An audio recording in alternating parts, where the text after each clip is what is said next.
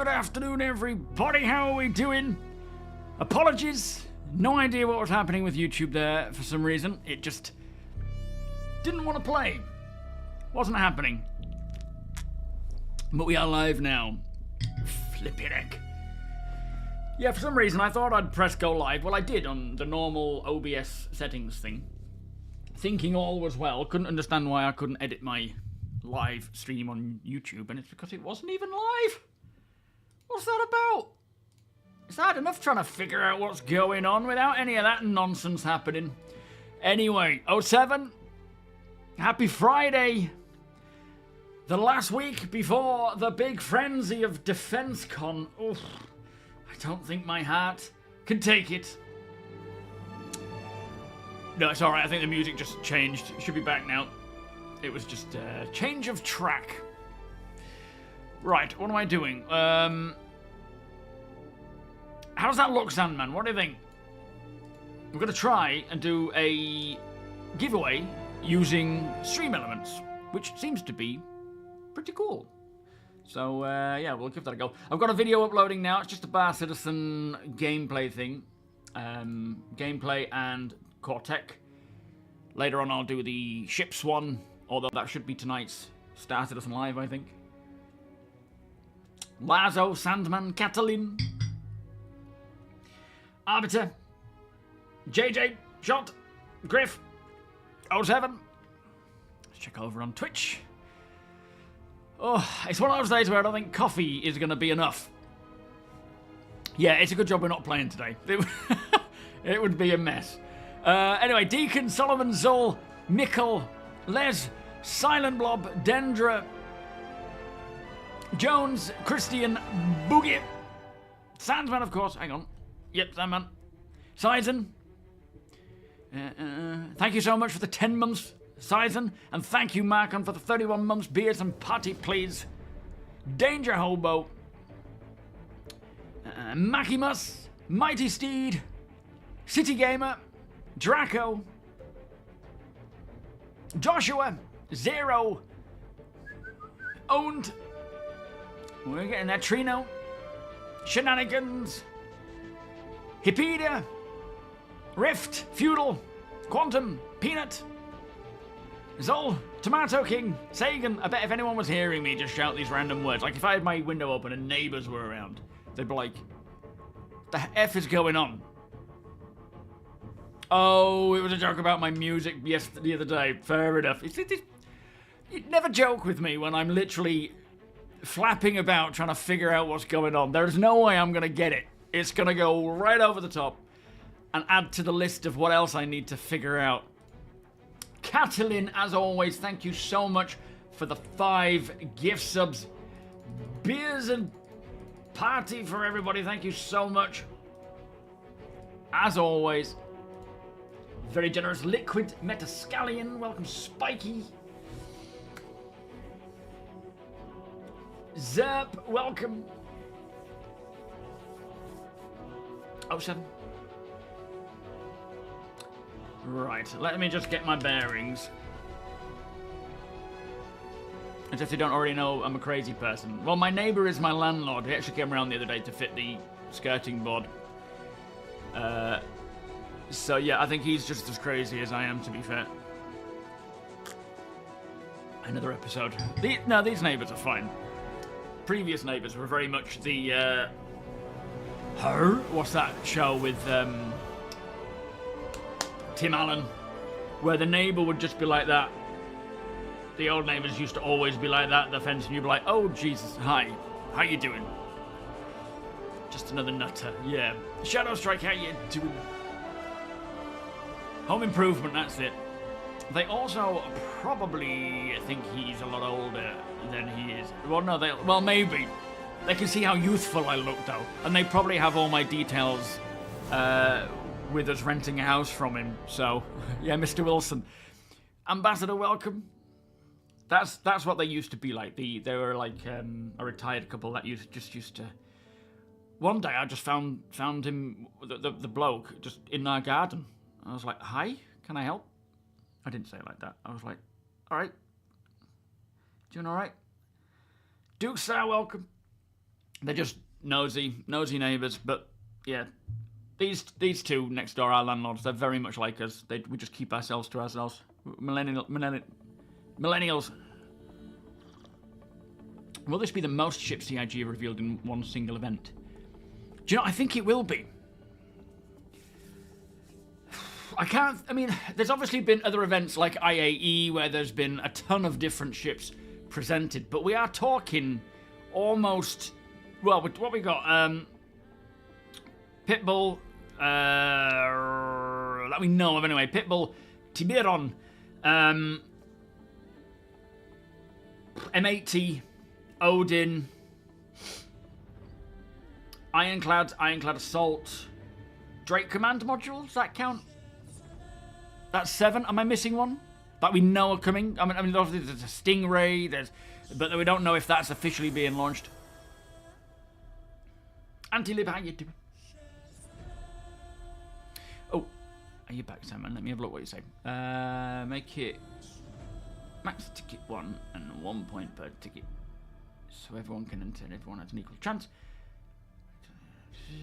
Okay, right. Let's do that then. So. Max ticket 1. Max ticket. Oh, sorry. Cost of ticket. So basically, now that we've got something like stream elements, I'm gonna do a giveaway. And now it's because it's a chatting stream as well. It's a lot easier to keep tabs on things than when I'm playing. So we're gonna give away a Hornet F7CM Super Hornet Mark II game package, which comes with the Lovestruck paint, the Heartseeker paint, the TMSB-5 ball turret, Star Citizen, of course, and LTI. And create and start. Let's see what happens there. Our last giveaway was a door. There we go. You think the Tiburon is super ugly, Pre-hole? How you doing? No, I completely disagree. I think it looks super scary and cool. I mean, each to their own, of course. Everyone's going to have a difference of opinion there, but you know, I really like it. I take it that giveaway won't work over on YouTube, will it? I thought it would do. Do I have to switch over to YouTube to do that then? Oh man, does that not work on both? I was really hoping it would work on both. Maybe we could do a different one on YouTube. We'll see.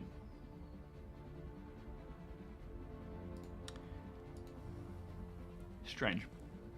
Seriously considering upgrading your Ironclad to the Assault. The hangar services in the Assault are pretty neat. Yeah, I mean, it kind of makes sense that one would have it, the other one wouldn't. But it would be cool. It would be very cool to have, you know, to have that option. Don't know why that's on 360p. I am uploading a video, that might be why. You was worried where that was going when you talked about finding an elderly neighbor. Oh god, yeah. You never know. Welcome everybody. How are we all doing? So, yes, so let's start with that then. CitizenCon is cancelled.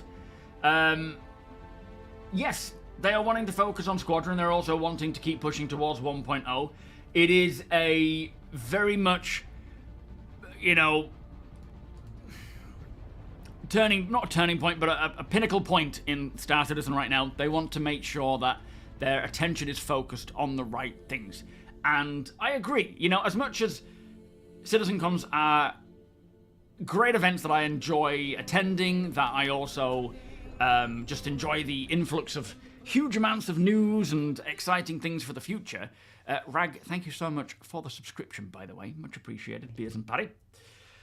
I would rather they focus on getting Squadron done and keep pushing to 1.0, because the PU right now is, as much as we're seeing a lot of little issues with whatever's going on in, you know, the current patch, it's in such a good place, and I want them to keep pushing all of these features. You know, I need to cancel this upload, don't I? But I don't know how I can do it without having to completely cancel it. I was hoping to get it up before I went live, but I don't think it's gonna work. Can I pause it at least? I can't, can I? Let me just get the info of this saved so I can just copy past it, and I'll just cancel the video upload for now until I have a bit more time to upload it and it isn't going to impact my stream.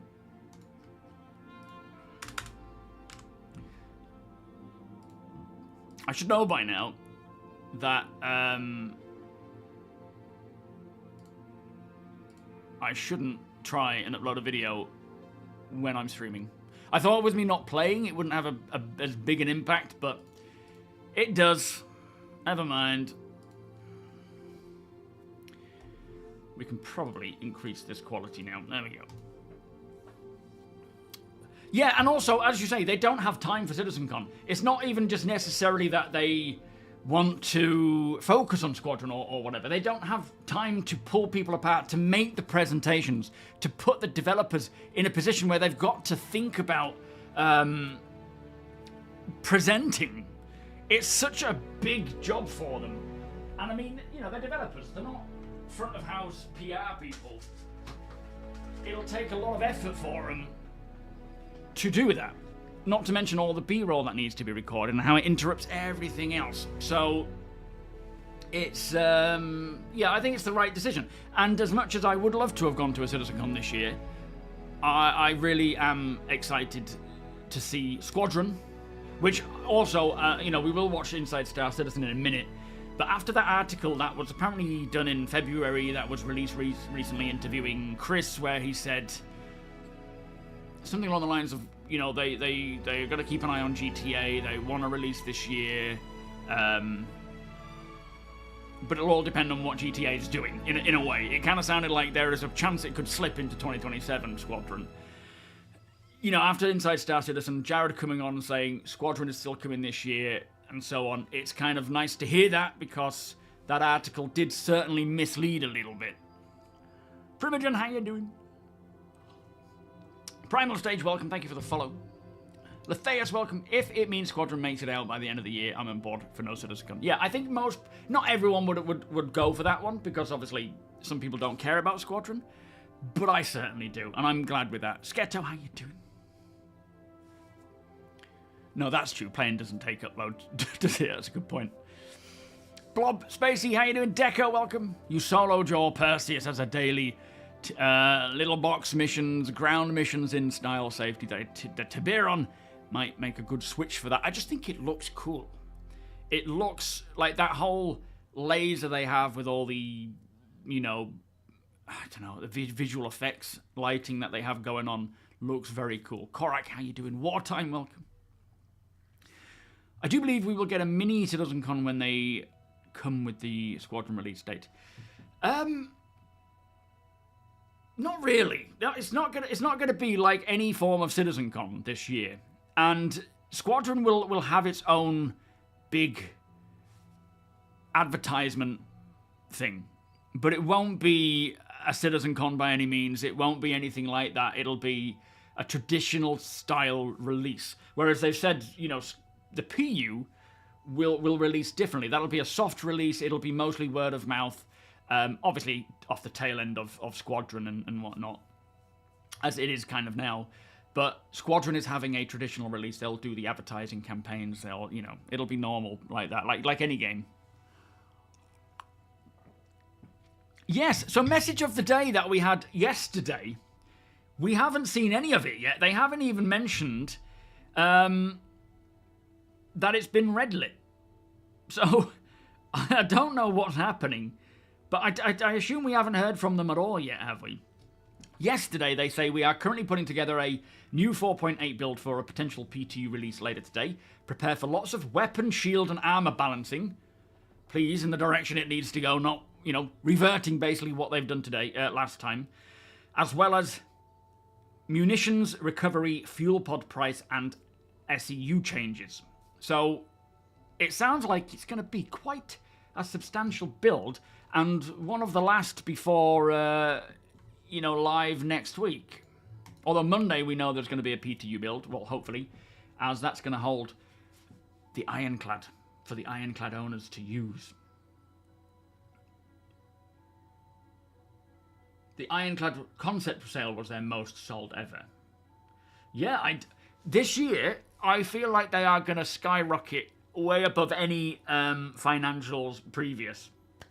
With everything, and the Odin, of course, you know. Oh, is that you? Are you Rag on YouTube?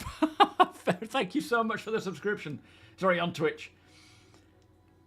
Yes, Nidge, the suit lockers, they have a prototype working. They have a prototype working for suit lockers to then spread through the older ships, which they didn't specify when that's going to happen, but the fact they have a prototype, you know, almost ready to go means we shouldn't be too far out. It's definitely a this year thing. Biannually flawed. What's that? Sorry. You're fine with it, Griff. Skipping. Brio, welcome. Yeah, I'm doing great. Glad to hear you are. Pre-weekend stream to finish off the work for the week. Maybe tonight up for some shenanigans with the moth. Very nice.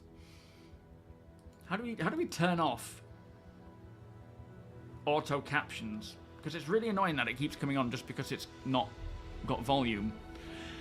So Chris said we're going to get Squadron out first. The plan is, so this is part of the interview. The plan is for the end of this year, but there's a certain thing in the industry that we, like everyone else, we have to pay attention to. So I can't 100% guarantee it. Like that, yeah, they're talking about GTA 6 there. That sounds like there's a potential it can slip. And I suppose there is always going to be a potential that it will slip into 2027. But with Jared saying on Inside Star Citizen that, you know, 2026 Squadron is still intended to release, whatever that in that interview kind of insinuated isn't necessarily meaning 2027 yet. I guess it's like anything Star Citizen. As it stands right now, 2026 is when Squadron is intended to release.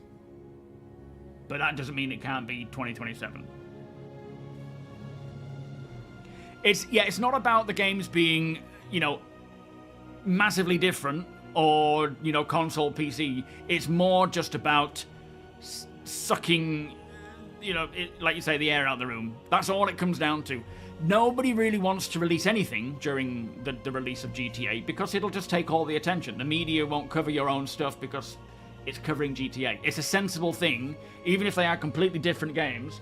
It's sensible to avoid any release around that time because the news articles will be focused on Squadron, on GTA, the opposite. Oh, hang on. So, yeah, one big thing is that all Nyx planets will be coming to the verse this year, which is I'm happy to hear that, because it means next year we can see the other systems get their planets rather than, you know, still covering all of Nyx. Why does he seem in slow motion? Yeah, interview was from February, old information. When was it that GTA got pushed back to November? Was it last year? Yeah, the whole industry is avoiding it. It's just common sense. If you, like, people want to maximize the sales of their games, their you know, their media, they're going to avoid it. Interitus, how you doing, sir? Nice to see you. Raytheon, welcome. G-Sharp, welcome. Giveaway is still going. How'd you enter it? Does it not randomly tell people from time to time? I don't know how it works. Yes, so buying new Nyx planets, all 3 Nyx planets are going to be this year via Genesis. It's the Genesis planet tech. So we will see Nyx 1, 2, and 3. So Nyx 1 is this, you know, hero planet. Nyx 2 is like a toxic hellhole. Nyx 3 is an ice giant that, you know, you won't really be landing on it by any means, I don't think. So that is kind of like out there for maybe collecting fuel or ice or whatever. Nyx 2 is going to be interesting because it's toxic, it's dangerous, you'll need certain gear to go down there. Nyx 1 obviously is the hero stuff with, you know, Starcitect, weather, the AI management system, and all the beautiful looking stuff. Berry, how you doing? Kind of hope that the new planet comes out around GTA's release. A nice, quiet planet. Yeah, that's true. It would actually be a nice, quiet time in the verse when GTA comes out. You already have one sold, bless you, mate. They have a timeline for when it will roll out to the other planets. No, they don't have a timeline. All we heard, well, we'll watch it in a minute, but all we heard was coming this year, the newly realized planets of Nyx, or Nyx's planets, with Genesis, whatever he said. To be fair, GTA may push to 2027. We just don't know, do we? You would hope at least a short video from the chairman near the end of the year. Yeah, maybe a letter from the chairman, yeah, a message. I would expect so. I would expect there'll be something from them at some point. Question to that part of the interview. What is planned for the end of the year? Trend clearly left out a lot there. And the interview isn't from February. Why wait? It was from February. I don't know why they waited, but it wasn't like, it's not like from May. Maybe CIG had said don't release it until this point because I don't know why. I haven't read it myself, to be fair. How long after a large release of GTA 6 is safe? They would have to delay, well, I don't know. I was hoping they'd get it out earlier. Question, Floorboard. What's going to happen with AUEC switching to UEC? Everything will be wiped. Not everything. I mean, there's certain things that will transition over to the live, things that are account bound, but your AUEC will get wiped along with Reputation, along with everything else, and then we will switch to UEC. And it will start from there. Yeah, 1.0.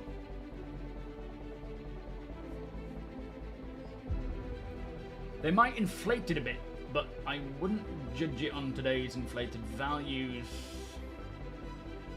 Are you talking about AUC? Yeah, ignore anything economy right now because there's still a lot of work going on for the economy. It is still in need of a lot of work to get it more making sense. The thingy thing, DM me with the thingy. Oh, do you mean the yes, org members? So those in the SM Borg, Joshua, with the patch coming up soon, we're expecting anything crafted, our minables, our resources, to the qualities to reset. I'm still like this, hoping that it won't, but I think it's likely that it will. So right now, Josh has put on, if you're in the org, go and check it out in the Discord where it's at. I'm not going to just announce it, but he's putting on a place where you can all go and craft some things to get them, cashing in your goods, and then distributing that stuff out to the org members. So go along, take part, and yeah, thank you, Josh, for sorting that out, mate. It's very kind of you. It's basically a trade meet today, but handled differently. Yo, Cult. Technically, they can finish Squadron and concentrate on starcitizen, just not release till it's more advantageous. True, I mean, I'm sure there's more polish they would want to do anyway, but yeah, we'll see what they decide to go for. Was it last year that it was delayed? So they're planning to start marketing in summer, are they? Okay. Ibrahim, how you doing? Welcome.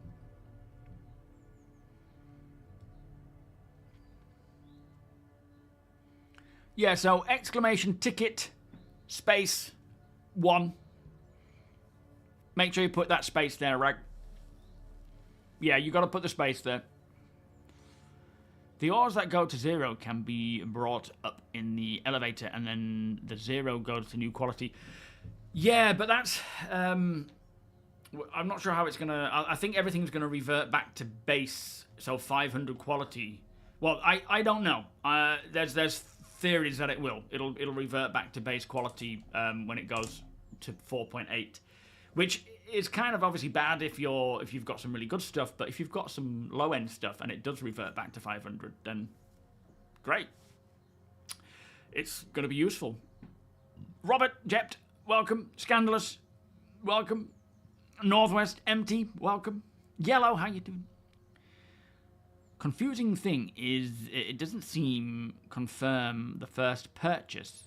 If it says too many tickets, it confirms your purchase, your first purchase worked. Yeah, it's a bit of a flawed system. It's like ideally it would say confirmed.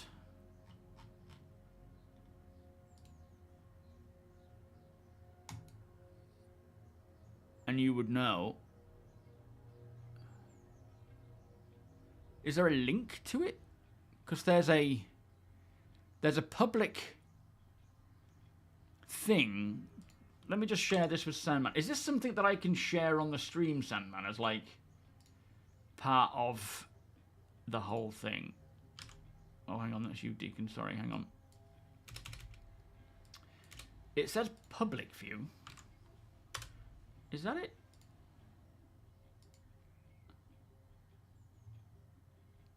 Thank you, Deacon. Appreciate that, mate. That looks like something I should be able to share, and then you guys can sort of check in on it. Oh, you can actually type exclamation giveaway and it shares it. Okay. Sorry, ignore me, Dick. So that's how people can see what the current status is of it. Okay. Does it tell people whether they've entered or not? Probably not. No. Alright. Anyway, let's carry on.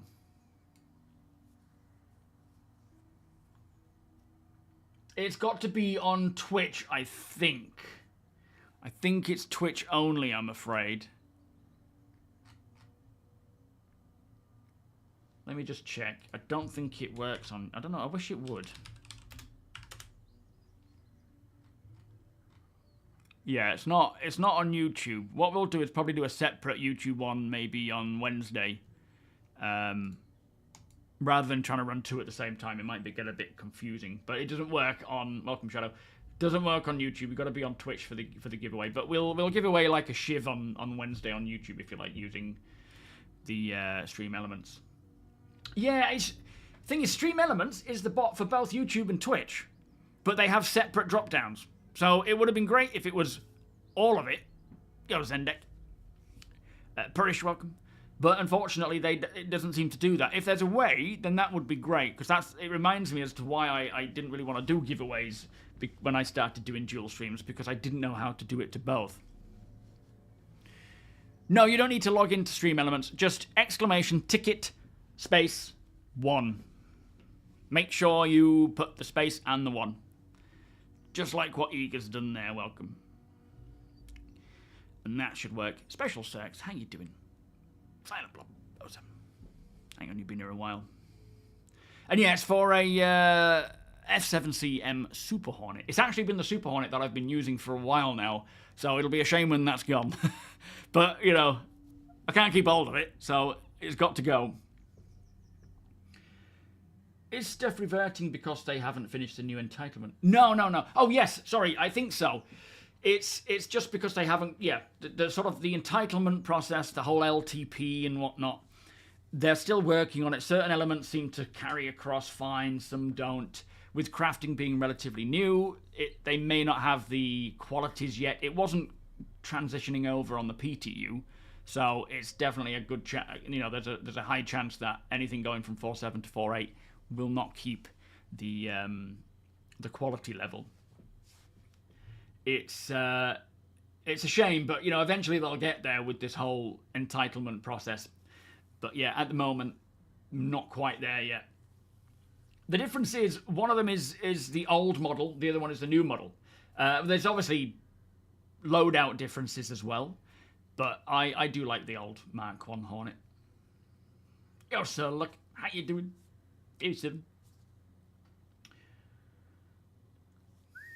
But yeah, hopefully they'll, you know, as soon as they can, get the whole quality system not going, you know, back to square one, because all those things that people craft, you want to keep that, right? You want to keep those crafted items, and they, you know, it's high priority for them right now to try and get everything that the player owns, either real money, in-game money, scavenged, looted, crafted, to persist from patch to patch to patch to patch. and not go missing like it does now. It is utmost priority for them, or one of them anyway. So, yeah, hopefully they can get that sorted quick, because it is a shame, you know, spending time putting all that effort. And a lot of people won't bother, understandably. Bonanza, all good, thank you very much. How's things with you? Welcome, everybody.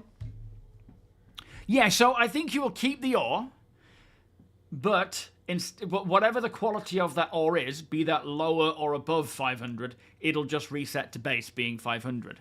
So the chances are it will stay, but there is still a chance that things will go missing, because not everything is working as it should just yet. But yeah, the entitlement process is stuff that they are heavily working on now. Am I excited about getting all the Nyx planets this year? That is probably the most excited thing, the thing that I'm most excited about.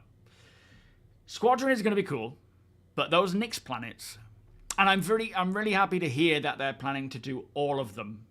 There was, you know, we've had a lot of debate ourselves for a long while about whether we're going to see just Nyx 1, whether it's going to be the rest of Nyx planets, whether, you know, when are we going to see Microtech, Pyro get converted. Now we have an understanding that all of Nyx planets are being converted this year, which, you know, I mean, Nyx 1 is probably the place I'm going to spend most of the time. We'll have expeditions over to Nyx 2, definitely. But, yeah, Nyx 1, yeah, it's the thing that I just can't wait to see. Because it's not just the visuals, though. This is the thing. It's not just these cool-looking planets. It's all the tech behind it, with actual animals and creatures living and breathing as they should do, not just, you know, clumps of them plopped around that you fly around and you just see a herd of quasi-grazers eating mud. It's everything else. It's like day-night cycles, interacting with each other, hunting you, and so forth. You know, you could be walking through a swamp and your Mandy will pop up. In fact, this year we're going to see the Sand Valakar. They'll be doing a lot of work on that on the monthly report, which we will run through a bit. That is going to be a creature that is not behind a mission as a boss. It's going to be a creature that is on Monox or Daymar, and you could be mining away and then suddenly it shoots up at any point, you know, if you're making enough noise. So there's that. There's all the points of interest that, you know, with Starcitect and how it will intelligently distribute points of interest, be that buildings, wrecks, just any location. Also, the narrative team have been said to be working with Starcitect to make sure that what we see as points of interest within the locations, I suppose Nyx 1, Nyx 2, will make sense to the population there, or the people there, or the environment and what's found there. Obviously, with Nyx 1 being recently terraformed, there isn't a great deal of history there, but there are going to be settlements and bases and you know, strongholds and things. Good afternoon, Damage. How you doing? E-Hawk, welcome. Flymo, welcome. I'm good, thank you. Are you? Hard week of work, Bonanza. But finished at work, but finished until Monday night. That confused me for a second. That is cool. Also, weather. Weather is going to be a part of Nyx 1, of the new Genesis first drop, which I'm hoping means far better weather than what we have now. I mean, the weather is cool, and seeing those, you know, rain clouds come in and go and drop a load of rain and then move on. I'm hoping we're going to see a lot more from weather, like other types of weather. Snowstorms, lightning, blizzards, obviously rain, light rain, heavy rain, you know, all that kind of stuff. I don't know if we'll see anything super alien-wise. They do want alien-style weather, you know, all the different crazy stuff, but to start with, it'll probably just be basic weather that you would expect, that you would see on Earth, because Nyx 1 is sort of Earth-like. Yes, you can drop gems and pick them up, and then it will give you a random. I assume we'll be able to do that again going into... And as you were saying about the cargo, it just clicked now that Robert's mentioned... No, sorry, another Ashlock's just mentioned about the dropping of the gems. If you have any cargo remaining from 4.7 to 4.8, lower it in your freight elevator and bring it back up again, and it should allocate it a quality. If you've got any gems, handheld gems, drop them on the floor, pick them up, and it'll allocate them a quality. So yeah, that's probably a not the best, because you will have spent time finding the best qualities and then that will reset, but it's a good way of potentially getting something back. Giant spider. Shall I have a look at the creatures? Let's just hang on a minute, where is it? I don't know if it's there. Let me just find it over here, because we do know the plan for 1.0's fauna matrix. So let me just show you they're only like sketches or concept art of the actual creatures, not.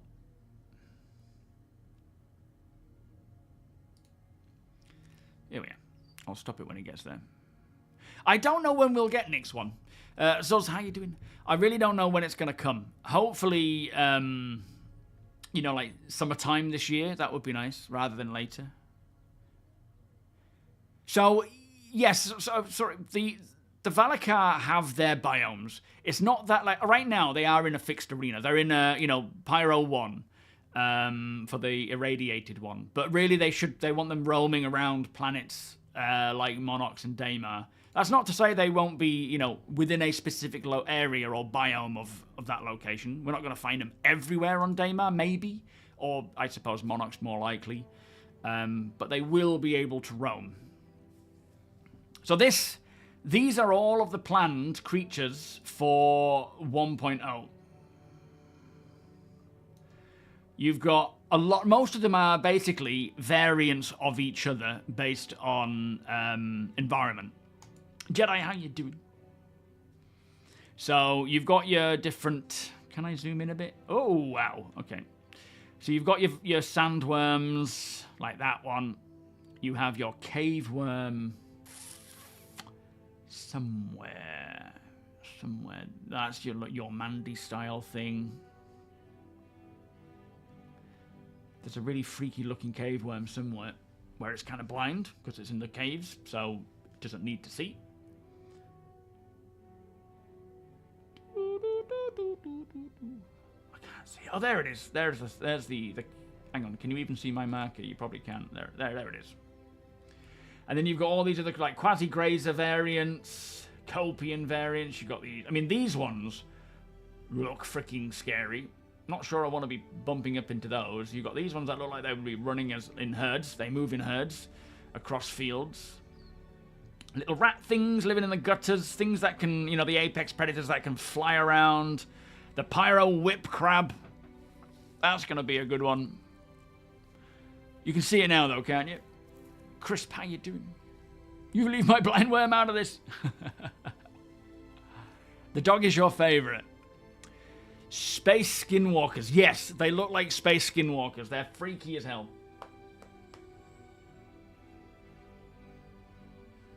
Yeah, the giveaways on Twitch, blood. Apologies.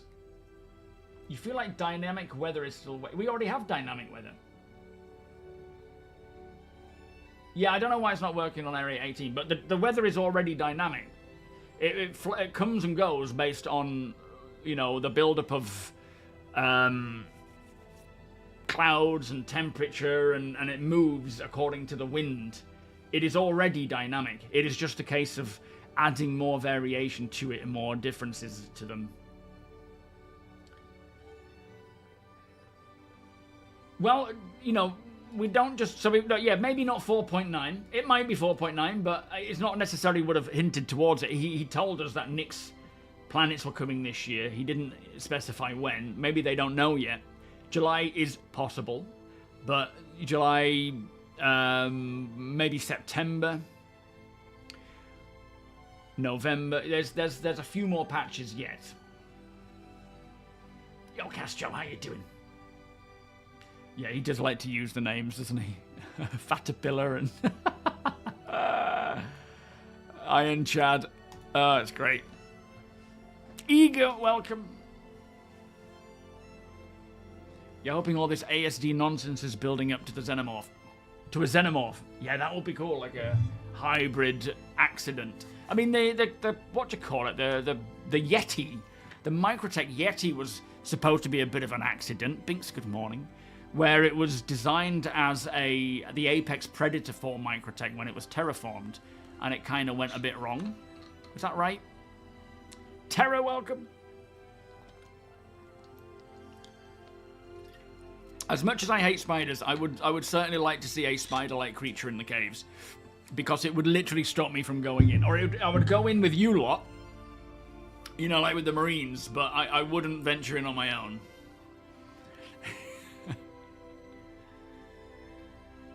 Yeah, looking at you through the trees. Oh, there's some good things to come. And these are by 1.0, so we will see more in 2026. I think there is a new creature in the works. It might be a variant of something, but I don't know. But yeah, it'd be nice to see new creatures this year. Yes, the Tiburon is just one of the coolest looking ships, in my opinion. That laser is going to be very satisfying to use. That's alright, damage. So, exclamation giveaway, we'll tell you about the giveaway. It is for a F7... Oh, hang on, let me have a look. It's better if I just read it. An F7CM Super Hornet Mark II game package with Lovestruck and Heartseeker skin, the ball turret, the game LTI. The M80 is cool. I'm not a fan of Origin, but it's a cool looking ship. I don't think I'll use it though, just purely because I'm more of a ragamuffin. The Breel Stalker was also mentioned in the Onyx facilities. If you listen to the datapad recordings... Oh really, what does it say? Do you remember? Jonas, how you doing? I missed that. Yeah, Jared... Oh, we'll come back to that one. Jared did say that they plan to... No, we're not going to be able to skip this one.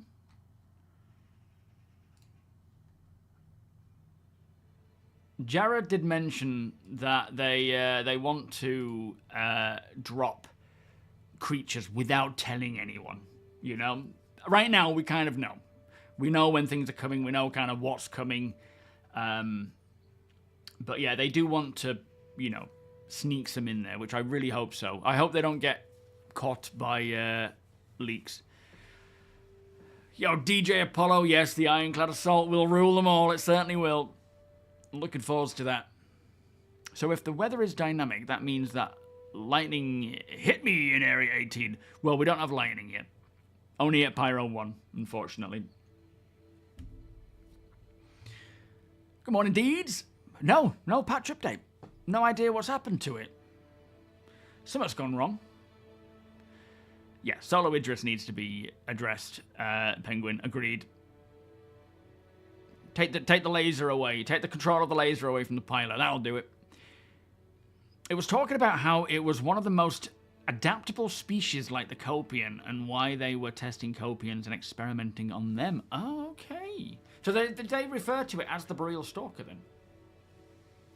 Trencher in an M80. Yeah, that's going to be helpful, Solner. Absolutely. Squirrel, welcome. Aren't we supposed to see the Ironclads on the PTU today? No, Monday. Monday, the Ironclads will be available for owners on the PTU. I wish we would have more random interaction. Well, this is what Genesis is going to bring. So, the Planetech having this AI management system on, I can't remember what it's called, but it's like an AI management system which will handle all the creatures and NPCs and their day-to-day behaviors. It'll make them part of the ecosystem. That is where the actual proper interactions are going to be happening. Because right now, I did actually have a random interaction with a Copian at some point. It was in VR as well. I was around Grimhex, and not Grimhex, sorry, Ghost Hollow, and I found a ship that I scanned amongst the trees, and I couldn't just land on the actual location. I literally had to land in an opening and tab in about half a kilometre, maybe 800 metres. And I was walking through this forest in VR being like, whoa, this is so cool. Seeing what, going to check out this ship to see what bits I could take from it. And then I started hearing Copian, and I sort of crouched down and creeped up, and I saw them literally around this ship. I don't know if they'd moved there, or if this ship just happened chance crashed where the Copian were. And then I engaged them, but there were about 6 of them, and I was literally running in VR, being chased by these Copian. And the thing with VR that you don't get when you watch it on a flat screen or you play the game is the true scale. And I mean, thankfully I killed them before they got close to me, but when I went up to look at them, you could, like, their face, when you're literally looking at them, is horrifying. Craigie, thank you for the 53-month resub. Beers and patty, please. Thank you, sir. Talking of VR, there's a PIMAX have just started a new promotion in May. So they've got the Crystal Super is $200 off since they launched the Dream Air. That's for the next couple of months. Rapscallion, thank you for the 6 months. Beers and patty, thank you, sir. So that's already $200 off. But as part of the May promotion, there is a bundle that you get where it's basically like an extra thick foam padding, which this goes like that. And I do suggest getting one because it is so comfortable. A better back strap, or an additional back strap, and the DMAS headphones, which you attach on. They don't always come with them, depending on the package you get, which in total would be $181, but they do a deal at $150, but you get it all for free. You get, like, throughout May, you get that little bundle for free.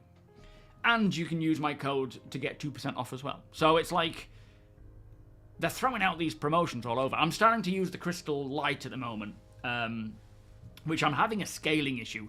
I feel like one of the Dwarven Kings when I come into third person. So I'm speaking to Charles at PIMAX about what it is that I've got wrong. It's not IPD, there's something else that may be throwing off the scale. Because I go into third person and I feel like a normal proportioned person, but small, like a child. Whereas on the Super, never had that issue. So I've got to dial it in more, but it's a really good headset for the cost. It's like, so that the PIMAX Lite, the Super Light, the PIMAX Crystal Light is like your high-end headset. And I think the Super is really intended to be more of your enthusiast headset. My PC can handle the Lite better, though. Right now, my PC is a 5080 and a 10900K with 64 gig. And a VR camping channel, that would be amazing. When Nix comes, we will. So something that I have been told, but I don't know if it's true. If you set your graphic settings to very high, the reason why you may see better performance than if you had it on medium or whatever is because it offloads more to your GPU. So if for example, I've got a bottlenecked PC with the CPU being a 10900K, but my 5080 is not a bottleneck. So if I put it to very high, I think what's happening is I actually get better frames because it's offloading a lot of the pressure onto the GPU. I could be completely wrong, but offloading the pressure onto the GPU, which is, taking the strain off the CPU, which is struggling. So that might be something to consider if you're in the same boat as me with the type of PC I have. But this year, not as soon as I get the date for Squadron, but as soon as I can, I am going to build the new PC and make this my stream machine, because I don't want to be recording, playing Squadron with this current PC as it is. I'd like to get, set up with the new stuff. So I'm actually kind of hoping it is the end of the year that Squadron comes, so I have more time. Divorce is expensive, Zen. Yeah, that is the downside of PIMAX, or any really high-end VR, is they're expensive. But I can vouch for PIMAX. They are exceedingly good VR headsets. Testing the Lite right now to see how that sits with the Super, but I really love the Super. I love the Super OLED because it feels so real with all the deeper blacks. But widescreen is also nice. The Crystal Super is the Crystal Light, is a bit more boxed in. Oh, it's such a hard decision, but of course cost really comes into it. Have you tested the PTU yet? And did you notice so when we were into the PTU, on Wednesday's stream, VoIP was working. I think it is more of just a luck thing that we were, you know, that maybe there wasn't as many people in at the same time. Because nearly everyone in our org was chatting to each other. I don't know as it stands right now if they've done anything to improve VoIP or extend VoIP to more than 50 people. As it stands right now, I don't think so. I think it might have just been a luck thing, but I really hope so. There's part of, I'm touching every piece of wood I can find in the hope that they've done something to VoIP to just make it work. It is one of the biggest putter-offers for me and StarCitizen right now. Because I want to be able to hear everyone in the org as we're doing events. Because walking around the ship when you've got people in the background chatting and conversing with each other, you know, planning stuff, isn't obtrusive to me. It's when I'm on Discord and everyone's the same volume, it gets really hard to stream, to read, to hear what they're saying, and so forth, because everyone's the same volume and we all speak over each other sometimes. We have very good comms, but it's unavoidable. Whereas when VoIP's working, you have all that proximity stuff going on, and it feels better. It just feels great because everyone is... It feels like you're actually on board of a ship with a load of other people. So for me, getting that fixed is one of the priorities, and I hope we're not going to have to wait long. Ruglass, welcome. Martel, how you doing? 07, guys. Indigo, welcome. Just made your first 100k. Congratulations. Good job. You guess the question is going to be where the Tiberian lands on the power scale. Are they trying to put it in the same class as the Perseus? I don't know. I am not sure where they're planning to load to sit that. Dave, welcome. Philip, welcome. Colmar, welcome. You're welcome. Thank you for watching. Is it a bit skippy? It might be. Hopefully it's not too bad. Sell the PC, it can't cope with the stream. I know, tell me about it. Only YouTube. Twitch is fun. Is it really bad on YouTube? It could be a YouTube thing, to be fair, more than my stream if Twitch is doing alright.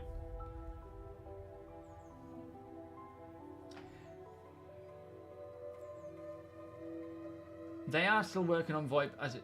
No, they are. What I'm saying is... So, the social refactor includes VoIP. And we know the social refactor will start with the comms app on the MobiGlass. The next one after that will involve parties. After that, it'll be org stuff. They haven't specified where VoIP slots in that, whether it's before, during, or after any of those other things. So I'm hoping that as kind of a hotfix more than a full resolution, that they will take VoIP and make it work sooner rather than later. That's what I'm hoping for.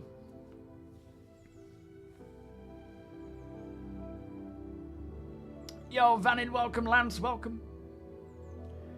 Yeah, StarCitizen is very CPU intensive, and you know, mine is struggling now. It really is. But my plan is to go 9950X 3D. It's actually a lot cheaper than it used to be, only by about 40 quid. So it's just a case of buying little bits here and there so I don't, you know, bankrupt myself just trying to get a new PC. So it's a case of just picking up this, picking up that, and then towards the, you know, later in the year, putting it all together. Because I've got the RAM.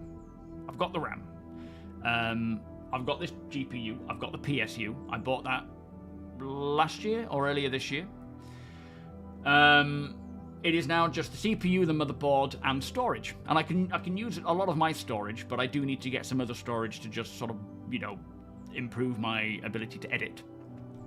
And then I'll just convert this, and I'll keep this case. I'll just get a cheap small case and put my current build, excluding the other bits, in that and make that a stream machine. It's all part and parcel of the plan, but it's just getting around to it. Was there something that was supposed to come out today to test on the 8th? Yes, there is a new patch coming. Well, it was supposed to come yesterday or this morning for a lot of balance changes to weapons, damage, armor, as well as price changes for various things. Getting to talk mainly in-game rather than Discord will be so immersive. It is. That's the thing. We've had it. Like early on, it was working great, and we were we were using VoIP primarily, and it was amazing hearing everyone talking in-game. But it's suffered big time since. 3 years, Yvonne. That's crazy, mate. I mean, it's crazy to think I've been streaming since, what, 2015? I think 2015. You have a question. You're heavy into exploration, and you have the Aquila. Should I upgrade to the Carrack? Yes, I would say, I mean, you don't have to buy it outright or with real money. It's something to work towards. The Carrack right now is one of your... I don't want to say end game, because there is no true end game in Star Citizen, but it's kind of your end game ship for that profession, you know, without anything else being made yet. So, yeah.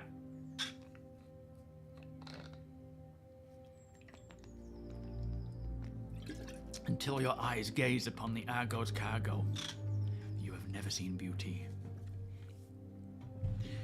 So I'm going with the 99... Welcome, Tola. X3D for not just gaming. If it was just gaming, I would go for the 9800 X3D, but it's because of processing. I do a lot of exporting, editing, all that kind of stuff, streaming while playing and so forth. It's just the better option.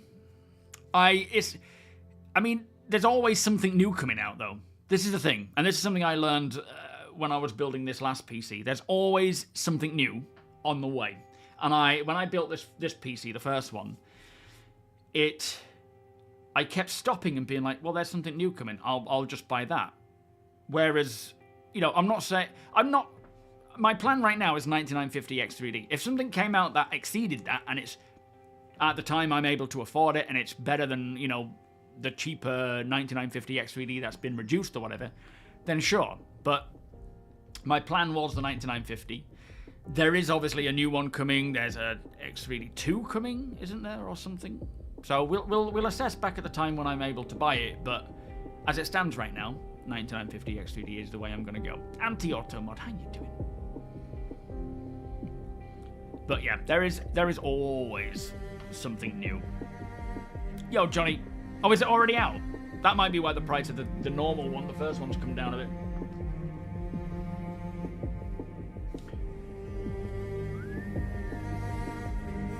Just freezes every 10 seconds. Is that constant? Is that still happening then? Boom. Boom. Yo, Steve-O, we've got crafting now, and you've been away for a couple of months. You feel like a noob. It's amazing how fast things go, isn't it? I mean, I could turn bitrate down, but I think that would require me to...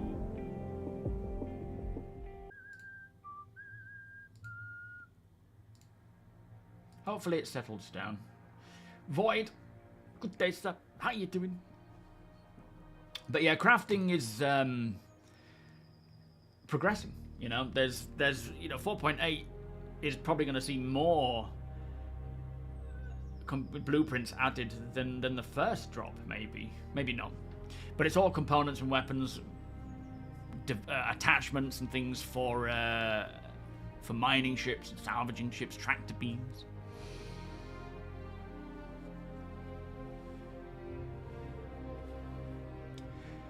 No, thank you, Tolla. I always...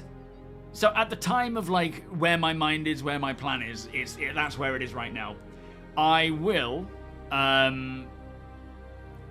look into it again before I actually, I'm ready to make the purchase, just to kind of see what's around and what the prices are. And if it's a negligible price difference, then I will certainly go for it. But, I have my limitations and my needs and so forth, and it's just a case of seeing what the best option is at the time. But yeah, thank you.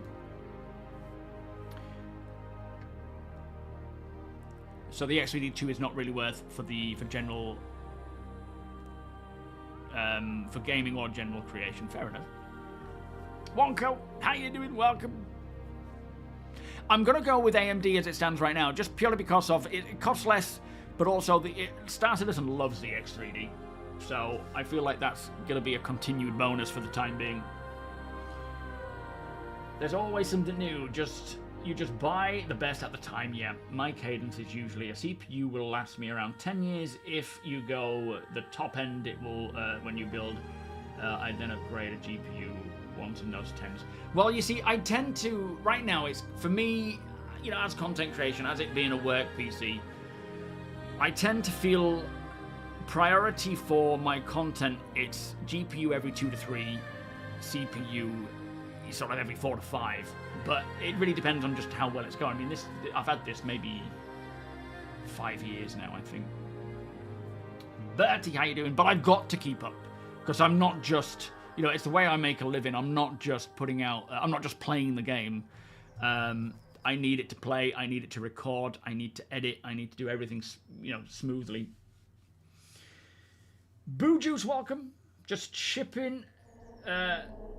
The chipping doesn't normally happen when watching you, but it's a bit bad today. Oh, I wonder what's going on there then. My apologies, guys. Thank you, Deacon. Will do, mate. Oh yeah, I've read that. Yeah, it's all right. I'm good, mate. Thank you, though. That's what I was responding to earlier. Kind of you. Thank you, mate.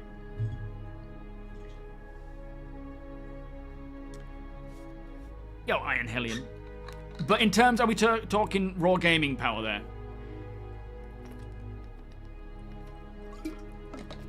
Because it's not just gaming that I need it for.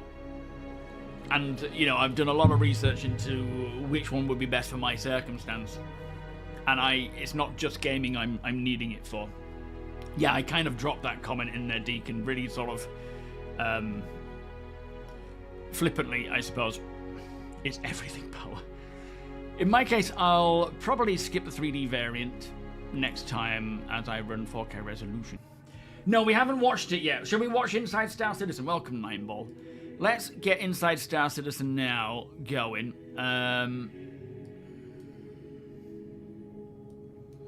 Because it was a good one.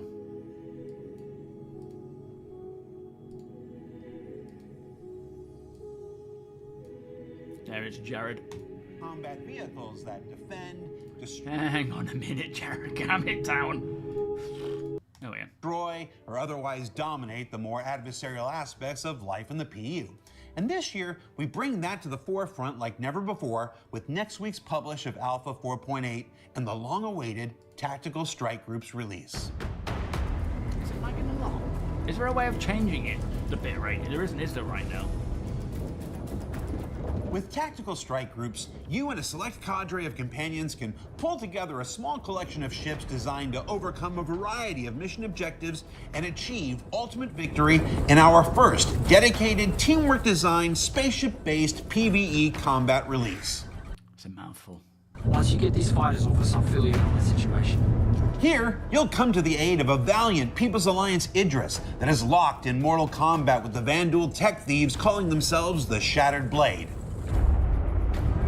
You know, those same ones that you've been unknowingly chasing since you braved the Tempest and Stormbreaker about this time last year.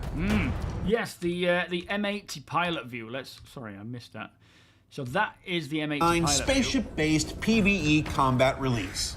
Once you get these This is the cockpit of the M80, as you can see there, the M80. And it's also just been, you know, revealed we've got 2 size 5s, 2 size 4s, and the 16 missiles, which is a pretty decent loadout, really. Considering we were thinking it might be 2 size 5s and 16, which would have been about the Guardian QI-ish, but obviously the QI has got its thingy. Quantum Enforcement. Albright, how you doing? Do you suppose they will have different versions of that mission with different difficulties? No, I don't. I think it is going to be a set difficulty, and I think us rocking up as a huge org with everything we have is overkill. I think it is going to be very easy to do it if we bring everything, which is a shame. And we can do it anyway because it's just the way we roll. But yeah, I think there is a set standard sort of difficulty to it that is pretty difficult, but between sort of 7 of you, or however many they say, 6 to 7 of you, with the various ships that will benefit, then you should be fine. But obviously, you bring less, it'll get harder. No, I haven't tried it. APOC, are you here, mate? Have you tried it in the most recent PTU we've had? Has the Mauler got harder, or has anything happened there? Fighters offer some affiliate in the situation. Here, you'll come to the aid of a valiant People's Alliance Idris that is locked in mortal combat with the Vanduul tech thieves calling themselves the Shattered Blade. I don't think they'll instance it. No, I don't think they'll instance this. They will have their specific instance content. This will just be one of those new continued style of, you know, sort of combined arms. Well, not combined arms, because you're not using ground vehicles, are you? Whatever they called it at the beginning. You know, those same I know he's working earlier, so he might be in bed. Ones that you've been unknowingly chasing since you braved the Tempest and Stormbreaker about this time last year. They've taken hostages and holed up in a previously abandoned and newly fortified extraction station. The mission, take out their forces, disable or survive the turrets, Yo, Grim Daddy. Good hit. Nice work. fly inside and bring down the power, and then board the station and recover the hostage. How are you finding it with the 5070 Ti, Steve-O? What was it you had before? Or, you know, extract them.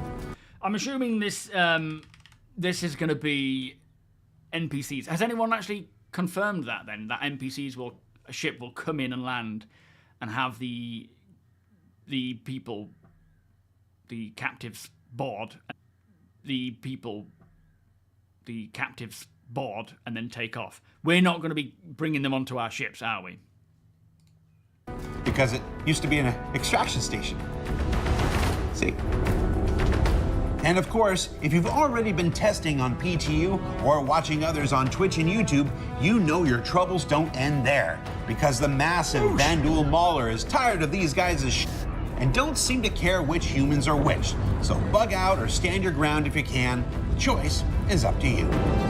Yeah, so then a ship comes in and picks them up. Tactical strike groups is the most exciting step yet in realizing the fullest potential of Star Citizen's breadth of flyable combat ships. And We're escorting a yeah, I figured as much. I mean, we already are escorting ships, aren't we? So it makes sense that they would just use that rather than, you know, bring in the Starliner. Last time I did it, the Freelancer with the AI is holding in the hangar. Oh, okay, so it they take off the minute the doors open. Yo, fiber. It is a cool mission. It was just a bit easy, I think, last time we all tried it. But I know they've added extra ships, I believe. And I didn't get to take on the Mauler because I had to leave by the time we'd gotten around to doing it. So, yeah, it wasn't easy. You're leaving? Is it locking up? I mean, try Twitch, Void. Have a look over on Twitch if you've got it there. But I apologise, sir. It's a shame it's so skippy. I don't know what to do about like it. sandbox content such as Align and Mine, operations like Onyx facilities. The stream's current bitrate is 5,000. Oh, can I lower it? Hang on then. Let me just see if I can lower it here. I don't think I can, you know. It says we recommend. The stream's current bitrate is 4,915. Is lower than we recommend. We recommend that you use a bitrate of 13,500. My bitrate is set at 10,000. I don't know what I can do to increase that. Does anybody have any idea how I can do that? Because it's obviously dropping for some reason, and I don't know why. I don't think there's anything I can do right now, is there? Unless I stop the stream and then... In fact, let me just try going into my settings and output. And, I mean, it's that... All right, let me try increasing the bitrate to 10,000. Let's see if that works. Rockcracker. I don't know if this is going to make it worse for everybody, but let's try this. Events like Race for Stanton, Keep me or informed. even Pyro's contested zones, Tactical Strike Groups is not a one-time release, but a new benchmark in the kinds of feature content that we can continue to build on for subsequent patches as we continue building out our universe on this journey to 1.0. What was that? I missed that. Yeah, keep me informed as to how the stream is going, and if it's getting bad, let me know and I can drop it again. Facilities and Rockcracker. Events like Race for Stanton, or even Pyro's contested zones, Tactical Strike Groups is not a one-time release, but a new benchmark in the kinds of feature content that we can continue to build on for subsequent patches as we... Yeah, so it's not a one-time release. It's continued styles of gameplay that they're going to keep bringing for when we get to 1.0 and beyond. So it's going to be... they say it's not like Hathor and things, but... it's not because it's not a permanent location that you can go to. It's a mission that... I don't know how this works. We'll see. Next is how you doing. Still choppy. Anybody got any ideas other than just restarting the stream? We continue building out our universe on this journey It's not choppy on Twitch, is it? 1.0 and beyond. Captain David, 07. Alongside this new content is a new feature that looks to change overall fleet gameplay in new and interesting ways, and that's the addition of ship hangar services, where select ships in 4.8 will be able to offer repairs, refueling, and rearming to any ship that lands in its bays, provided, of course, that they have the requisite stock sitting aboard. Now, it's great for obvious ships like the Idris and the Polaris. It's now saying that the stream on YouTube is at 2,951. It's gone from 5,000 to 4,900 to 2,900. Is it just me, or is it YouTube? Is anyone else's stream on YouTube really sketchy? Because why would Twitch be working fine, but YouTube not? I don't understand that. No, I'm not using Wi-Fi. No, but again, Twitch is fine anyway, even if I was. YouTube's always heavy. Yeah, I'm sorry on YouTube, those watching on YouTube. I do suggest watching on Twitch, because it's fine on there. I don't know if there's anything I can do to improve it. It could just be YouTube being sketchy. Rather, exactly. How you doing? Yo, Rhino. It's freezing for you as well. I mean, if you join on Twitch, you can take part in the giveaway as well. So there is that. But yeah, it is bad on YouTube. You've just been over there. It's a YouTube problem. We're going to pass it off as a YouTube problem. Thank you, Cole. My apologies, guys.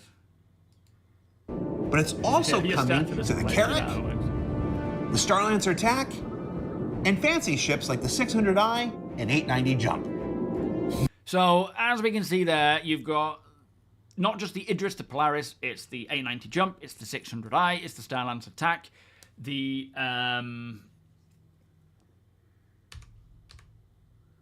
But it's also coming... Carrack. Also, the Ironclad Assault, not the base one. And, you know, there will be other ships that they create that will have this capabilities. Bengal Carrier, Odin, I would think, the Javelin. So, yeah, we're just sort of, you know, introducing it to the various ships right now. And I'm sure there will be more as time goes on. Yeah, that twisted around at it. Trash, how you doing? Periodic, every 3 to 5 seconds it skips. That's so annoying. Julio, welcome. Just shitting the bed this morning is YouTube. Sounds about right. Strat, welcome. To the Carrack, it's my tube problem. The Starlancer TAC, and fancy ships like the 600i and 890 Jump. Welcome, Josh. Now, of course, how's it going today? I'm not suggesting you bring your 890 Jump into combat situations, but you could. And if you're like me, you would. Thing is, the Ironclad and the Assault have their trade-offs. This does add another bonus to the Assault versus the Ironclad. I assume the Ironclad has more SEU space, and the Assault has less, but it also has probably better firepower, a repair bay, and now the option of hangar services. Is that right? What are the other trade-offs of both? Yo, Tech, how you doing? Can you... But you can restock ground vehicles. I don't know. I think... Well, I don't know, actually. Yeah, that's a good question. I don't think it applies to ground vehicles yet, does it? Yo, Aries, how you doing? Phantom, welcome. So it has less... So... Oof, okay, so... Yeah, 2,200 SEU for the base. So that's a lot. And then 1,400 is it for the assault. So you are missing out on a big amount of cargo space. But 1,400 is a lot of space. You know, considering you get the extra additional stuff. Yeah, I mean, the assault's probably... I mean, as a dedicated cargo hauler... The assault is good. But of course, if it's just sheer space you want, the base one's the one to go for. The assault doesn't have the tractor beam. Does it not? Yo, Media, how you doing? Stangler, Twitch, mate. The giveaway's over on Twitch, I'm afraid. We'll do a giveaway on YouTube when it's not essing a break. Yeah, the assault has a mobile base. Absolutely punch. And the cool thing is, off-gridding in the assault, you could have a ground vehicle, you could have a ship, you could refuel. But yeah, I do wonder if... Has anyone tried rearming, refueling, and repairing a ground vehicle in any of these hangar services ships? Chilling with the org. How is it going today in the org? How's the trade meet going and the crafting meet? Zadoza, welcome. Oh yeah, combat, you want the assault. Even... if you are transporting goods in dangerous... Like right now, when you consider how many people are getting interdicted from one place to the next throughout the verse, while, you know, you're traveling around with crafting and so forth, it's probably a really good idea to have something like the Assault as a ship to transport this stuff. I will draw the prize... How long has it been going? 2 hours. Hey Siri, start a 20-minute timer. So we'll have it going for 2 hours 30 minutes, and then we'll draw it. Just exclamation, ticket, space, 1. Blood, welcome. It is the Hornet F7CM Super Hornet Mark II game package with LTI. Slicks, L7, you got the Ironclad. Which one? The base one? Sounds breaking up on Twitch. Let me try dropping the kilobits to 8. Let's not kill that as well. It's recovered now. I wonder what that was. Upper doors on the assault look to cover way of the hold. Yeah, we'll have a look actually. And speaking of refueling, new refueling missions are arriving in Alpha 4.8, designed to help aspiring Good Samaritans begin their careers of helpful service to others. Now when NPCs take their eye... I'm really excited for this. And the new Starlight. I'm definitely going to be looking into doing a kind of CCU to one, I think. Boomer, welcome. Why not both? There you go. Chris, good day. How you doing? Am I writing my essay? No, the only thing I need to do... I am going to write an essay to ask them to allow our CFO, the org CFO, Nexus, to buy one. So I will write one, but it's not for me to get one. It could have been Yorin. Yeah, I guess so. Rallistock, welcome. Off the gauge, you have new opportunities to get them on their way once more. This is super useful for a ship like the Starfarer, as well as this cute, adorable little guy you might recognize from its recent review. I do like it. I really like the design. And, you know, MISC do some really nice cockpits. Of course, the whole long dash and mail slot window in ships like the Hull C, the Starfarer, nightmare to fly with at times. But now that they've started putting a smaller dash in, you're closer to the window, you get a much better vision. I don't think there's any problem with it. And I think it's just mostly bigger than your bog standard. Like, I see this being the price of the Vulture. It's kind of like your entry into refueling, right? It's a solo ship, I assume. and it's like an industrial entry ship. So similar to the Prospector, to the Vulture, it's a refueling version of that, but it's probably a little bigger because of these. It has these. If it didn't have those, or it had it on the side instead, it would probably be about this big and cut off there and be, you know, that size. Size doesn't necessarily mean price, of course. Although apparently I'm not allowed to put my opinion of how much it will cost, because CIG will use that as their pricing method, I've been told. So I've been asked not to throw out prices, because they clearly come to me for when they set their prices. Go figure. Yeah, it looks like a nice ship.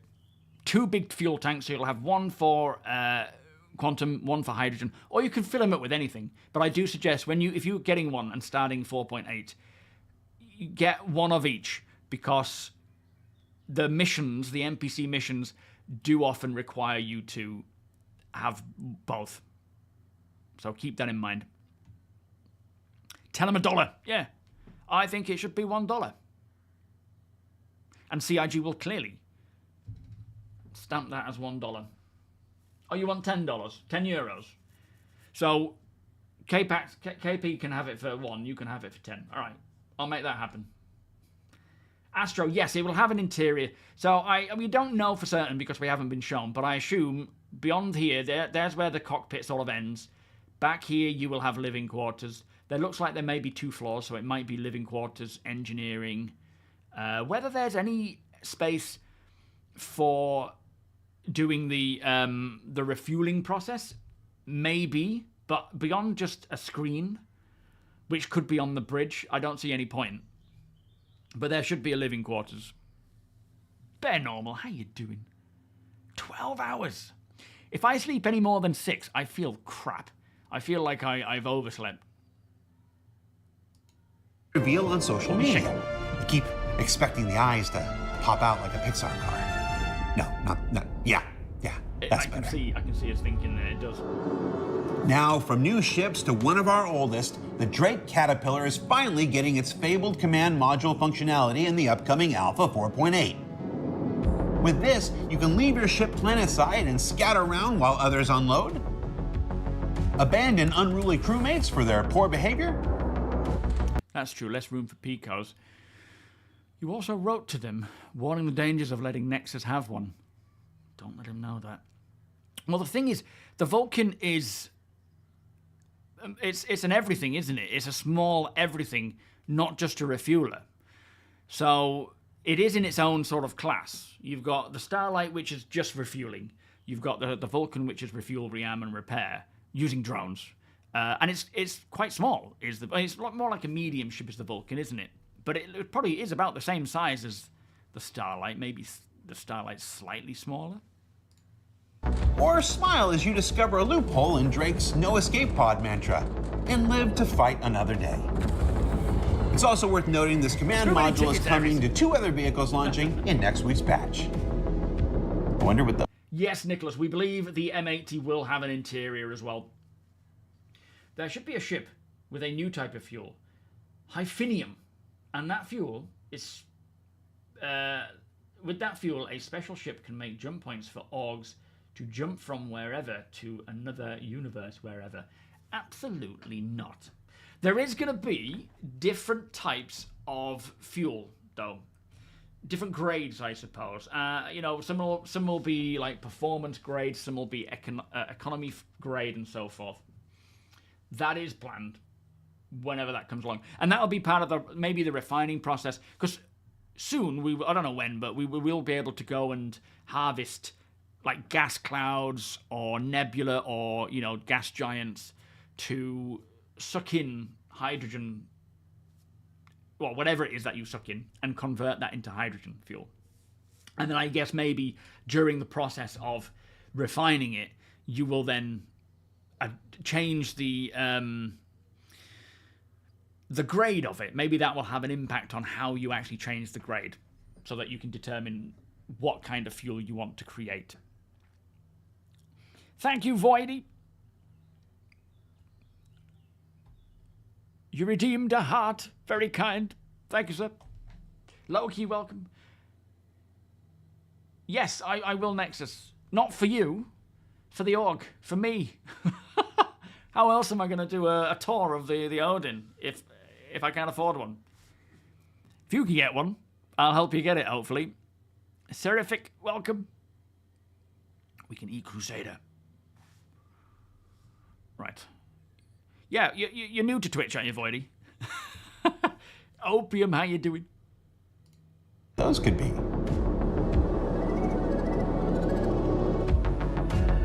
There's a host of new FPS items, including new plasma grenades for blowing things up, new G-force resistant flight suits that daring pilots may want to consider over... Twitch drops are coming back, by the way, to get the Murray Cup version of this suit. So, when's that kicking off? Is it the 14th or the next week? Apollonoa. And again, like the last Twitch drop, you just have to watch a Twitch drop-enabled stream for 4 hours. Mine is Twitch drop-enabled, pardon me. So, when that comes around, just by watching my stream, it'll be chipping away at that time. Oh, Voidy, flipping heck. You are messing with stuff. Did you mean to do that? And that will then, you know, chip away at that 4 hour time frame. So you watch a couple of streams, you'll be good. Voidy, thank you so much for the 10 gift subs, my friend. Beers and party, please. And party bus. That is very kind of you. You were like, what does this button do? And boosh. Thank you, sir. Awesome Sauce, welcome. Ace, welcome. I don't know if you have to do it again. You shouldn't have to. I think if you've signed up already, it should be done. But maybe you will. I don't know. Prisoner, welcome. We'll have to wait and see what they say. I feel like as you get older, you tend to sleep less. Well, I think it's different for each person. That is definitely true. But everyone's different. I relatively often now, I might get 7 to 8 hours sleep, and I'll wake up and I'll be like this. And Rachel will be like, you look tired. I don't know why. Because I've slept for ages, but if I get 6 hours, I'm kind of firing on all cylinders. Or 3 of them. I don't know when StarCitizen Live is coming, I'm afraid. Denizen, welcome. Thank you for the thank you. Flying in bulkier armors all the time. And then the main event, the Novia Crossbow. Now you can put a pin in bad folks, good folks, and anyone that just annoys you in style with this retro-inspired, futuristic death dealer. That looks cool. And then, of course, there's our co-main event. A big ship combat release like Tactical Strike Groups may highlight a few gaps in your fleet. Well, DefenseCon is here to fill your holes. Yes, it plays that song anytime there is a single sub. So, as Voidy has gifted 10 subs, it plays it 10 times. It's great when people gift 50 or 100, as has happened in the past, and we have to hear it 50 or 100 times. Some dude, thank you for sending me your Prime sub. Much appreciated, mate. Beers and party. Thank you, sub.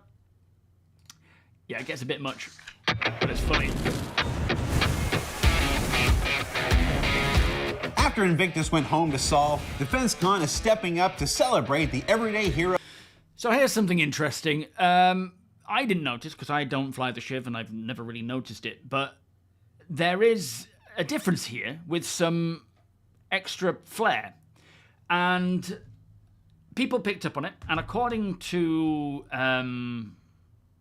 people, I don't really know. Jared kind of mentioned there's something about it, but we're getting what appears to be cosmetic flair, like a cosmetic option for the Shiv. It looks like you've got a rear right, a rear left, a rear, and a nose cosmetic attachment where you can change something, I assume. Some dude, thank you for the follow, by the way, mate. And of course, this is just one ship. There is going to be other ships that have this. So we are going to be able to...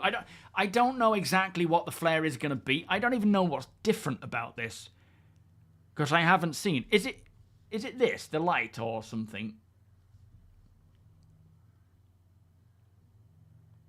You don't like the look of the ship. I like it. It's just not my thing, really. But, yeah, it's a weird... It's cool. I like the idea of having these cosmetic additions just to kind of add another bit to our ship. That keeps it a little bit varied. Because the minute, you get two ships the same, they come out of the factory the same. The minute they get into someone's hand, especially when we have, like, degradation and whatnot, you're going to start seeing... those two ships are going to vastly change from one another. You're going to have different paint schemes, different component setups, different age and wear and degradation based on how they're being flown, the environments they're going to, and now flare as well. The interiors will be decorated differently. So it is cool. Is that the original one? Let me have a look at that then.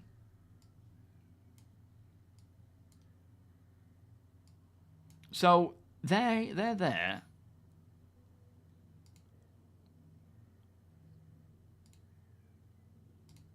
Heroes who truly make... I can't see any difference. Went home to solve. DefenseCon is... Defenders on the side are the flare. Are we talking these here? Yo, APOC, how you doing? I take it we still haven't had... Oh, wait, is this Friday's? That was yesterday's, wasn't it? Oh, yeah. No, I see them now. Oh, I bet they will help with aerodynamic flight.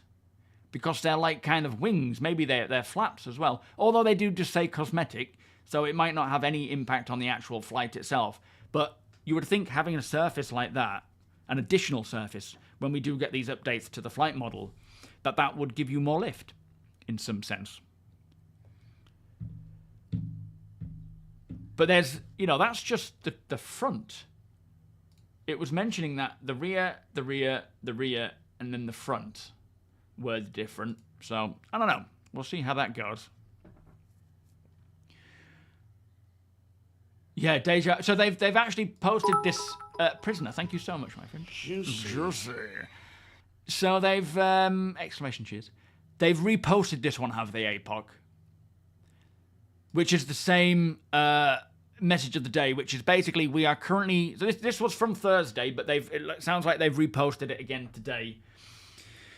We are currently working on getting a new 4.8 build ready for a potential P2 release later today. Prepare for lots of weapon, shield, armor balance, and munitions recovery, fuel pod price, and SEU changes, and more.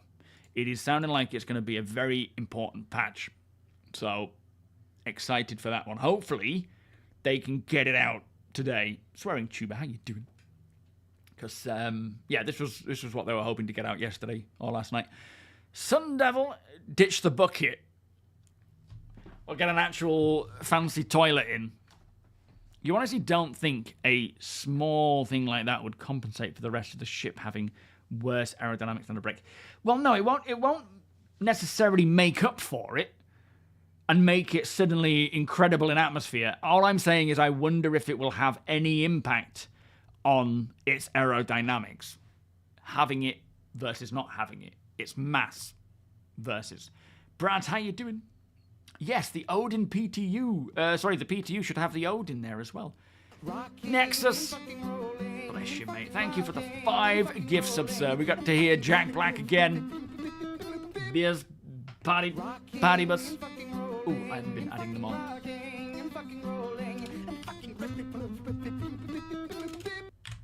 Thank us up. Jeff, thank you for thanking Nexus. Yes, it's the Shiv apple pipe. But it's got little additions. Jacketh Blacketh hath spoken. Man, how you doing? I don't know, Trick. It might be for uplift, it might not be. As Jept says, they may not make too much of a difference to its actual aerodynamics ability.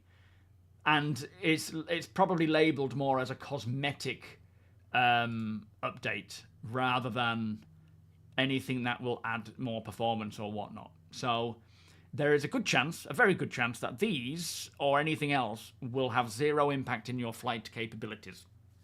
But I would like to think they have an impact on your mass, and in this case, some aerodynamic option there. It would make sense.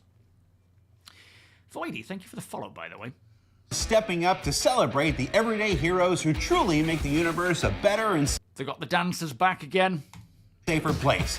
And maybe without the stuffy heavy-handedness of the Drake. UEE Navy. That means firing at Oh, sorry, Trick. You know, that was a pun. I completely missed it. I do apologize. Oh, I'm useless. attitude as DefenseCon presents the latest. I am excited to see this. It is looking very cool. That's the assault. As we know, the assault is the one that seems to be present at the event. And I mean, when we start, you've got here, look, you've got turrets there, man turrets here and here. They look to be mobile turrets, or remote turrets, sorry. Unless they're super squishy upside down ones, which I doubt. I don't know the load. Saying that, the loadout's changed from what we originally knew. They've said they've updated it. Yo, Star Jump, how you doing today? Nice to see you, sir. Are you well? No skill 07. T-posing dancers. And combat spec. And since we're in the middle of DefenseCon Reveal Week on social media, Yes, let's I think take the a look dancers at will be some of there. the ships on offer during this year's event. The Drake Pitbull. I love this little thing. I'm looking forward to taking this out and seeing what it's capable of. It's small, it's annoying, it's going to be difficult to hit. It'll be helping to shred down shields, as it stands right now anyway. So, yeah, it'll be interesting to see what happens there. I do question upgrading my base to the assault, but think I'll keep the base. I want the cargo mainly. Yeah, that's the right thing to do. The nail clipper, yeah. With more guns than common sense, perhaps. The Origin M80, proving that looks can kill. She has got a nice rear, I must say. As you can see, 2 size 5s, 2 size 4s, and then you have got 16 missiles. I'm assuming size 1 missiles? No, I doubt the Pitbull will have a quantum drive. I think it's classed as a snub. It's supposed to be small. It's supposed to be moved. Meta, thank you so much for becoming a channel VIP, my friend. That is quite the upgrade, sir. Much appreciated. Let's get some... and some sketchy coffees at the end, for some reason. Julio, welcome. It is already huge. It's going to get bigger. Yeah, thank you, Chris. We think it's a YouTube issue rather than my issue, because Twitch is running fine. So I think YouTube is having a bit of a brain fart today and just not having it. I do apologize, but the bitrate is just going haywire on YouTube, and I cannot do anything about it. The Miss You're gonna get the Starlight M80. saying, not all heroes blow things up. The Aegis Tiburon, That's nice. Hang on. which, I'm just gonna say it, it's a shark with a frickin' laser beam on its head. Now that is, I mean, it's a shame it's beating up the assault, but these, like, whatever that's doing, it's probably rule of cool, visual effects, but whatever that's doing is a good idea. And then you also have maybe 2 turrets, and there is a theory that the turrets are going to be holding size 6 weapons. It's a theory, we don't know for sure. But with size 6 weapons being added to the crafting pool, is it only the Perseus or the Polaris that has size 6? I can't remember what was said. Oh, 4 single size 7 turrets. They're using Conqueror set. Oh my good lord. All right. So we still don't know what is technically getting the size 6 weapons. So they're size 7. Man. That is going to be a fun one. So this, the way I'm seeing it, this is going to be your anti-subcap ship. Maybe capital ship, but the Hammerhead, the base Hammerhead, is an anti-fighter ship. That's what the turrets are for. That's what they're supposed to be for. They're supposed to be taking down fighters, clearing, you know, them out, where this looks like it is specifically designed to take on sub-capitals, depending on the power of the laser, potentially actual capitals. We will see. Yo, casually, how you doing? Tiberon looks absolutely wicked, but if the laser is pilot controlled, it's another ship that encourages bringing. Yes, it does, and I really hope that the laser is not pilot controlled. I have a feeling it will be if they are going to stick with the Idris being pilot controlled, but in my opinion, both should not be. The pilot of any ship that is of substantial size, while you have a huge crew on board, should not be thinking about getting their weapons on target. They should be focused on piloting so they don't kill everybody else while communicating with the weapons officer to get the weapons appropriately on target. That's how it should be. It shouldn't be, you know, as you say, the sort of problem at the moment as well is it encourages solo people to fly around. Like the only upside to solo Idris is that we often find them being dickheads and we engage them as an org and completely just blow them up. That is the only bonus right now to having people solo the Idris, is it's fun to see them try and escape because they can't do anything but run. Thank you for the follow, by the way, but it is annoying. I think the M8T price-wise would be $5 CIG. It'll be about, I would say about 300, as Apox says, 250 to 3, based on other ships of the same ilk. No, I know, Christian. The intention of what the Hammerhead is for versus the actual implementation is very different. But I'm hoping tonight's build will see a lot of changes to that. You're going to freak out if they don't make it pilot control. Get out of here. You ain't getting that Odin anymore. How dare you? The pilot is the one getting spine-mounted weapons on target, though. Yes, but they shouldn't be. There's no way you would want a pilot of any ship focused on getting his weapon on target. I mean, I get what you're saying. The idea is, but that's the thing, you're not focusing on, you're not being zoomed in on this idea that you're firing a laser and all you're focused on is that laser and hitting that target. You need to be hearing all of your gunners and the person who should be firing the laser communicating with what you need to do. Not, you know, I'm in control of a laser. What I say goes, I'm going to shoot that ship. The rest of you have to deal with it. Now, don't put a gimbal on it. I mean, I see what you're saying, in the sense that if you were the gunner of that weapon, all you would be doing would be sitting and waiting to fire it. I get the point you're making, and I feel like there needs to be a way to stop. I mean, maybe as we start moving on with engineering and degradation and so forth, soloing is going to be harder anyway, but no, you make a good point. I still don't think you should have the pilot firing the weapon, though. The pilot needs to focus on the flying.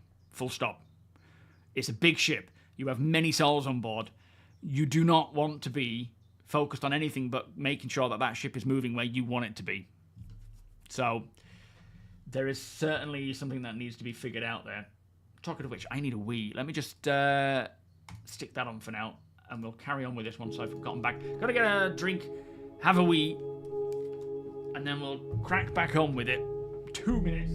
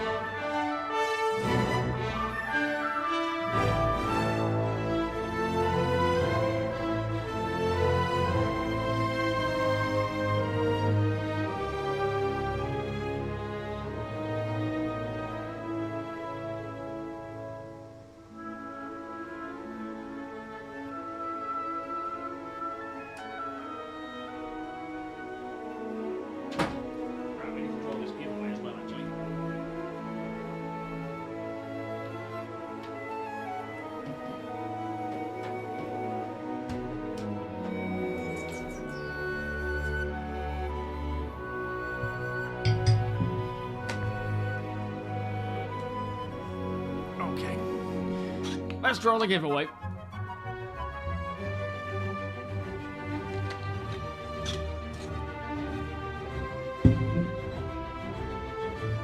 Yep.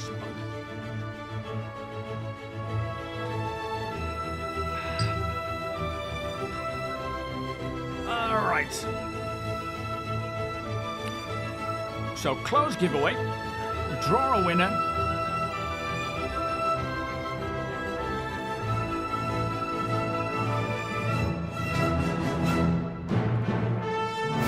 Are you gonna tell me who's what?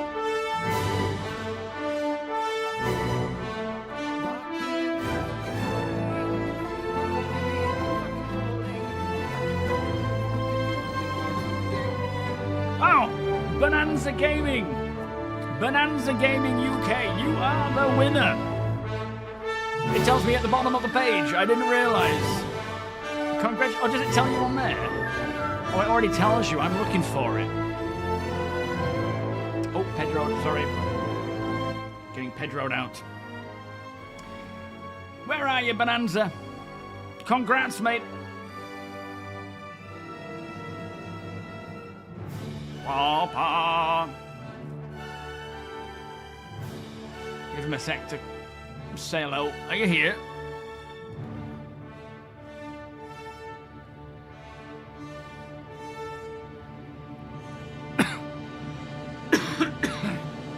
It is Velocity, yeah. Or it's 2.5 hours it's been going, though. Space Cowboy, how you doing? Thank you for the subscription there, my friend. Very kind of you. Be somebody, please. You're here, which is good enough. Let's wait and see if he appears. We'll give him 5 minutes. Hey Siri, start a 5-minute timer. Right, where were we? Let's pause the music. And pause that, and then get back to this. So, we're still looking at the Tiburon. I'm just gonna say it. It's a shark with a frickin' laser beam on its head. It's gonna be nice. And then, of course, the Fatter-Pillar. Yo, hashtag. Now, this is what I'm really excited about. And then, of course, the Fatter-Pillar. Look at that landing gear. That is cool. That is very nice. StarCitizen Live is on. I won't be watching it.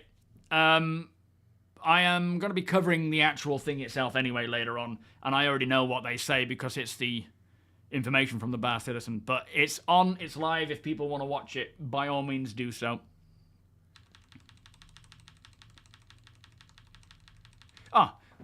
What would be cool is if it was pilot firing, but requiring an engineer factor in place. Say you had to replace a burnt capsule, a fuse after the charge shot has taken place. That would be kind of cool, to be fair, where you have to kind of, a bit like loading a shell and whatnot. That would be cool. I think the problem is, they're all very valid points, you know.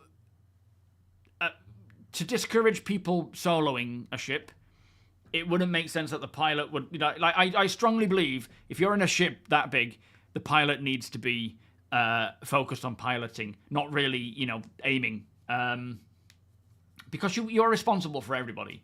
But at the same time, as Tomato King says, if a bit like with the Scorpius, whatever it's called, if you're just waiting for the pilot to say, all right, fire, and you press a button and it fires, it is boring. It absolutely is going to be boring. So yeah, having some form of, like, you have a temporary use case where you need a big fuse to slot into place. Once it's done, take it out, swap out a new one, a bit like a canister. Would be kind of fun, in fact. But some good points. They should be live on YouTube, yeah. I wonder if they're having better luck than I am.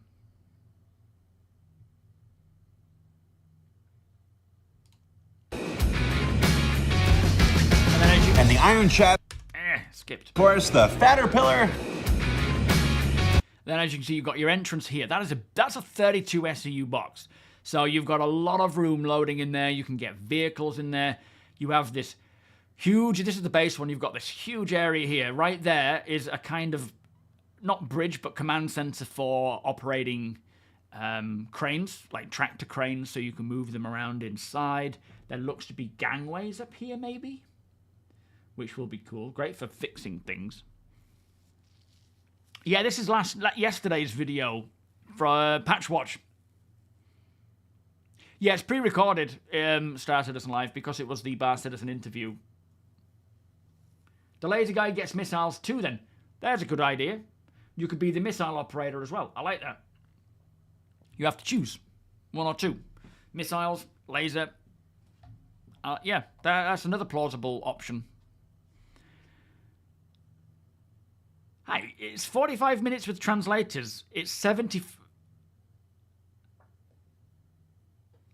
So, Jared is bracketing it with local shenanigans. Oh, so it's not just the interview, it's a lot of other stuff as well. Okay. Well, tonight's video is the video that I was hoping to get out before I went live. So, part of what I say in the video won't make sense. But, that is going to be going out tonight. Once I finish streaming, I'll upload that. And that's covering part of that China Bar Citizen interview thing, where it's talking about the gameplay stuff, the core tech stuff, but not ships. That's going to be a separate thing. Otherwise, if they were together, it would have been long. Really long. Oh, he's doing an intro. Tell me if he says anything of interest. Thank you, Patrick. And the Iron Chat Assault from Drake. And as you can see, they are loading it with... I mean, they seem to be taking up quite a lot more room than I expected, to be fair. Unless we have AI crew members, as I ain't sitting there for 4 hours to be told once or twice to push a button. Well, I think that the thing is, I mean, yes, we will have AI crew members. Not before 1.0 goes live, but after at some point. When you are in a ship like the TOBII, you're gonna be going out for a mission, and then it'll be, right, we're coming on target, everyone get to your stations. Like, in between that, you will be chilling out, you know, doing stuff. Has he responded? I don't think he has he? Has Bonanza responded? We've given him enough time now. One last call. Are you here, Bonanza? We are going to redraw in 5, 4, 3, 2, 1. Boop. Let's redraw. See who it says. You don't need to tag him, Deacon. He's missed out, mate. Sith Lord, welcome. So, Owned. You have won the giveaway. Lag Spike, thank you for the follow. Limita Gonzo, thank you for the follow as well. You're here, aren't you, Owned?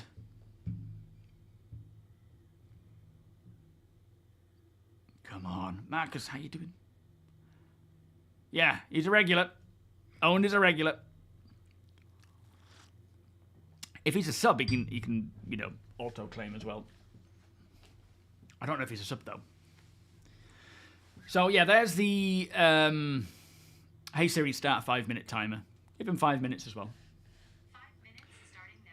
Yes, Slice. 2 size 5s, 2 size 4s, and your torpedoes. Oh, is it not? Oh, is it a different Q&A? Oh, my lord. How am I going to keep up with this? He's subbed. Excellent. We'll make sure. He's the winner. Owned is the winner. We'll make sure he gets it because he's a sub. Sketto, thank you for the follow. The latter of which is getting the same hangar services we discussed before, and all things working out like they should. Both will be coming to PTU on Monday, May 11th, for existing owners to fly first. So, Monday the 11th is coming Monday. Owners already will be able to fly it. Typically, I'm not streaming on Monday, so I won't get to see it. I don't own it, but others do, and I would have been able to see it, I'm sure, but damn it. Yay! They do in Terror. Of course, there's one more ship making its concept debut at DefenseCon this year, and that's the Anvil Odin battlecruiser. Now, not much has been revealed. The balance at the moment will probably change tonight, Slice. The message of the day is...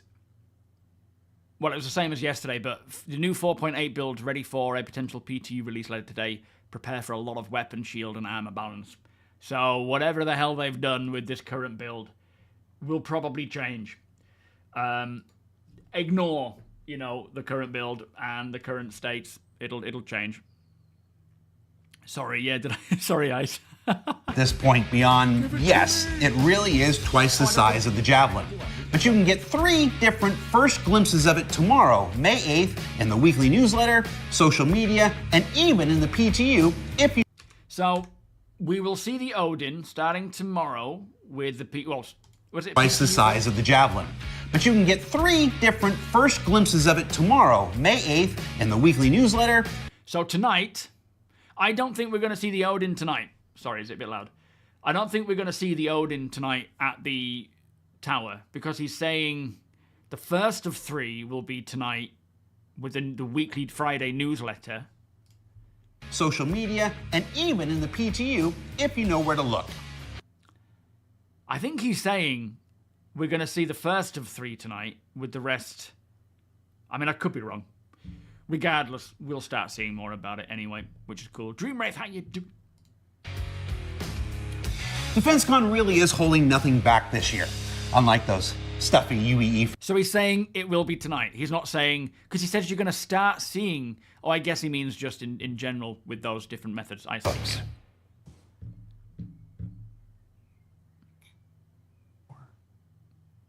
It's like... They do it. Yeah, I did it. Drake. No, that's backwards. Nope, that's backwards again. No, we haven't Oh my seen god. Battle Cruise. That's a D? Not That's a that D, I'm right? aware of. I don't think... It's twice the size of the Javelin, so it's not going to be one of the Javelin variants that we've seen in the Squadron stuff. It's its own thing.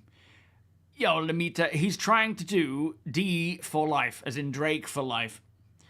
But he's doing it backwards.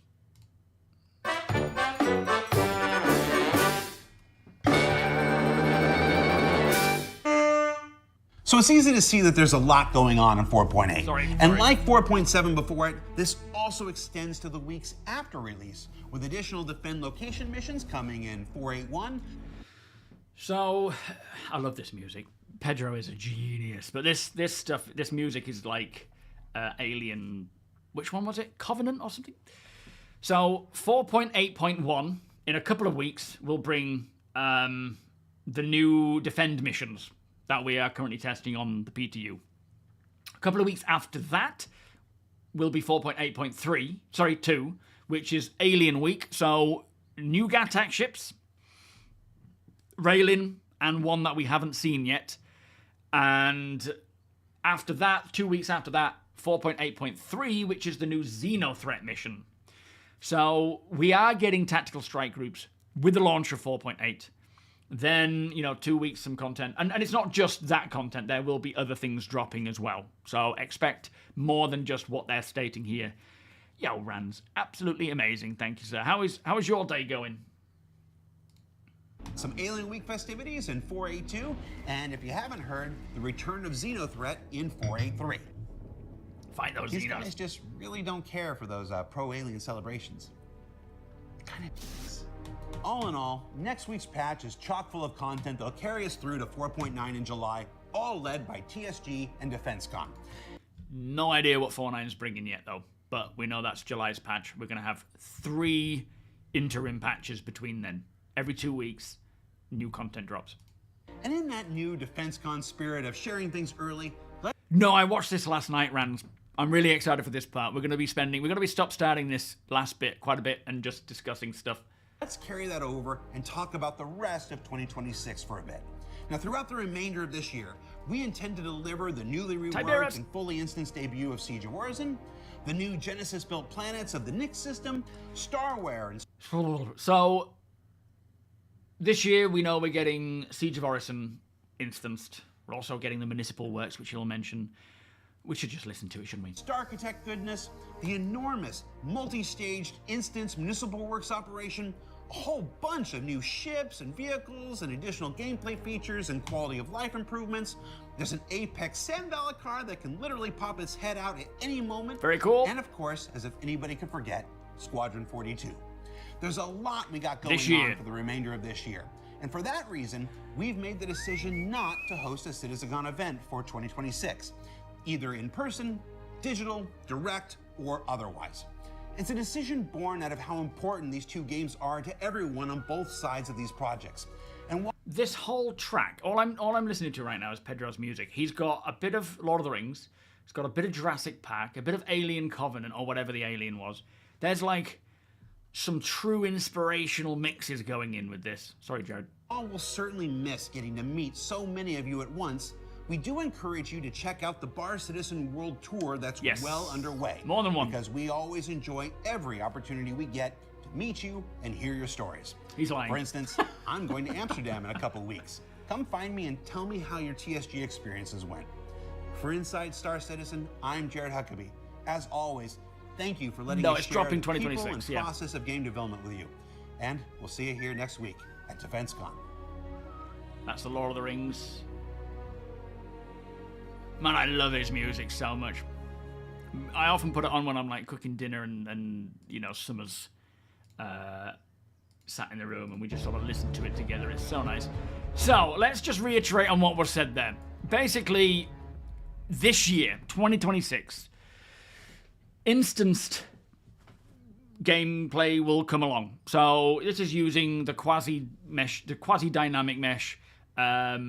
Siege of Orison being the first one. That's kind of like the test bed. It's a new improved Siege of Orison if you played it before. It was a lot of fun, but it suffered a lot from performance problems. Now it should be even better, as well as added to with everything else that has come since Siege of Orison first dropped to where we are now. Not just performance improvements, but, you know, all the content and the features and stuff. The multi-stage, enormous municipal works instanced operation, which is at Levski. Originally it was going to be Area 18 when they spoke about it at CitizenCon, but now it's going to be at Levski. And there's multiple different types of missions with this, it seems, like fixing things, PvE mostly, you know, interacting and taking on creatures and things. And as I say, enormous multi-stage. It's kind of like you work your way in, you can then come out whenever you want and go back in and carry on from where you left off, you know, logging in and out and whatnot. Which is just going to be a ton of content available. And then from there on, I'm sure there will be more instance stuff as they go along. The planets of the Nyx system, the Genesis, the newly realized planets of the Nyx system using Genesis. He mentions basically all the Nyx systems, the Nyx planets. So hopefully by the end of this year, the entirety of Nyx will be here with all the planets. Are we actually going to be able to land on it though, Steed? I don't know if we're going to be able to get down to Nyx 3.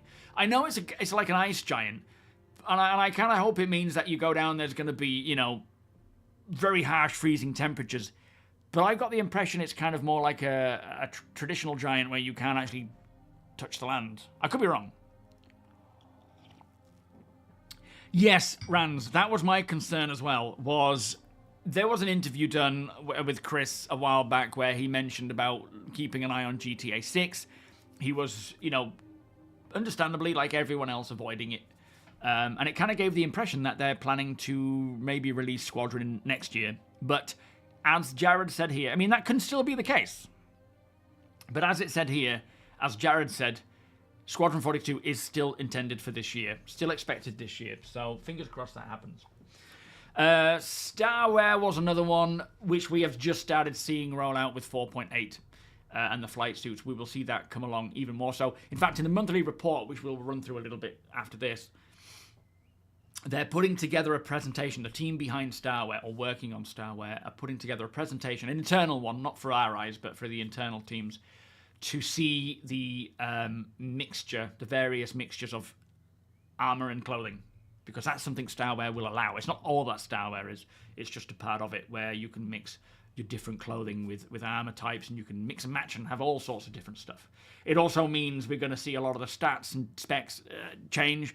We will obviously need suit lockers, which are in the works, and they will, I'm pretty certain, be coming this year. It also means EVA jets won't be coming as standard. They will be attachments that some suits will have them as standard, others you will need to buy for them. They will have fuel. They won't just instantly have the ability to do that. So Starware's quite a big deal, really. He mentioned Starcitect. That's just part of Genesis. We know that's coming. More ships and vehicles, of course. Additional gameplay, more content, lots of content drops. A whole storyline, I'm sure, going on. Maybe not continuously connected, but Shattered Blade are connected in some way, so there is all that to go. Quality of life improvements.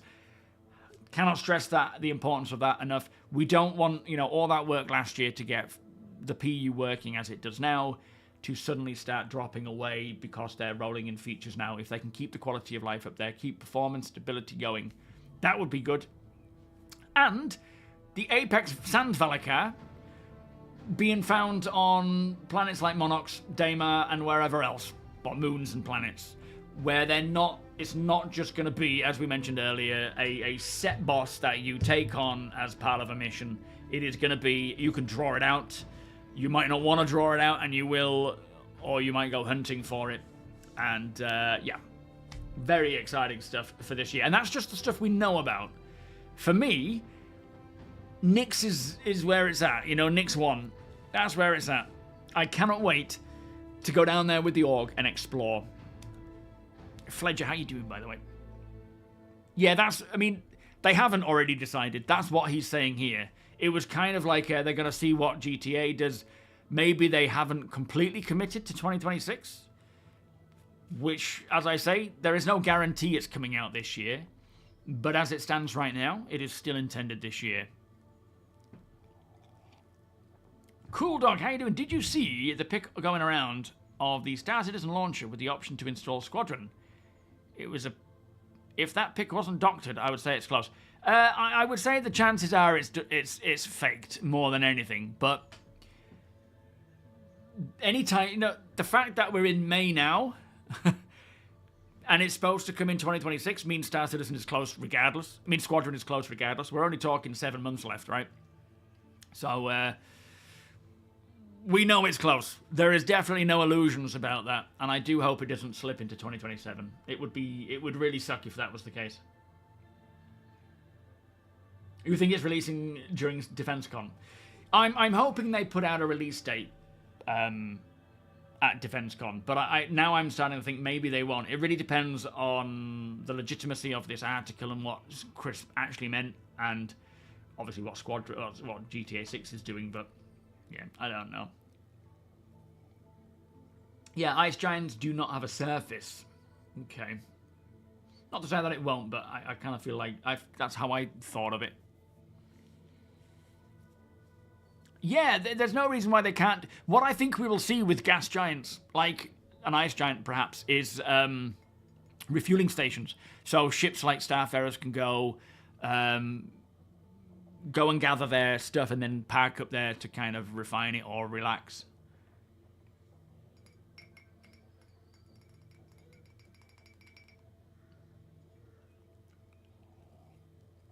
No, it won't make a difference to me, but it does make a difference to the industry about GTA releasing. Like, I will certainly be getting GTA 6, there's no doubt about it. I'll play that on the PlayStation 5, but it's, understandably, they don't want the hype of Squadron, after all this time, to be crushed because GTA 6 released. Right, it makes sense. And I want them to avoid it, because I want Squadron to make the biggest splash possible, because not only will it be an incredible game to play, full stop, but it also proves that CIG are capable, that they can do what they want to, and deliver something of excellence, hopefully. And that will draw a lot of people in, so it's very important. My guess, totally uneducated, is that they want to give at least a month time between GTA 6 and Squadron, so either they release in September or October or around Christmas. Yeah, I'm starting to think it's going to release Christmas. I have a feeling, again, uneducated, that just, you know, top of my head, they may go for a Christmas release, just because it kind of, end of the year, gives them all that time to focus on stuff. Obviously, GTA is like November if nothing changes there, which is close. Maybe they won't want to do that. Battle Brother, thank you for the follow, by the way. Shadow Drop Squadron. That'll be good.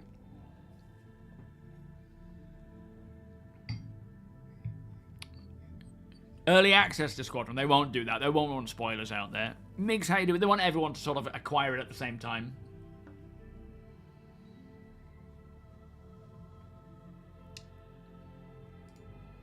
You can't wait for the trench run. It's hard. It's hard. I mean, I don't know what the current timing is to get through the trench, let alone avoiding the obstacles. But it's fun. So yeah, no CitizenCon this year because of Squadron, because of the PU. They just want to get their heads down and get on with stuff, and I am absolutely fine with that. You think September? I do hope earlier, but then at the same time I kind of hope not, so that I have more time to get the PC sorted. Thinking of Squadron, it's already been paid for by all our pledges. Yes, they need to give a return to the private investors, but it doesn't need to be the biggest. No, it doesn't. But surely you understand they would want it to have the biggest impact as possible. It's not a case of money. It's a case of blood, sweat, and tears, and time has gone into this. They don't want to be like, well, it'll make what it makes. Let's get our investors paid. Let's get our backers happy. It's in their own right, and in our own right, in our own interest, to give it the best chance it's got. It would be foolish otherwise, you know? It certainly would. But anyway, let's talk about the monthly report. I have written up a good chunk of it, and I was writing it as they dropped inside Star Citizen, and I was like, hold the phone, everything stops, let me get this information out there, because I wanted to, I was uber excited, just literally from the announcement of all Nick's planets. That did it for me. Yeah, the more eyeballs, the better. They just need to make the most out of it. It will, of course, have its own impact, regardless of whatever happens, because of all the negative press CIG have had. It'll have, provided it's good and it's not complete trash and it works, it will have its own big impact where people will be like, hold on, CIG have released a game. You know, all those naysayers, all the people that didn't believe they could do it. It'll have, that kind of... those headlines, they actually did it kind of thing.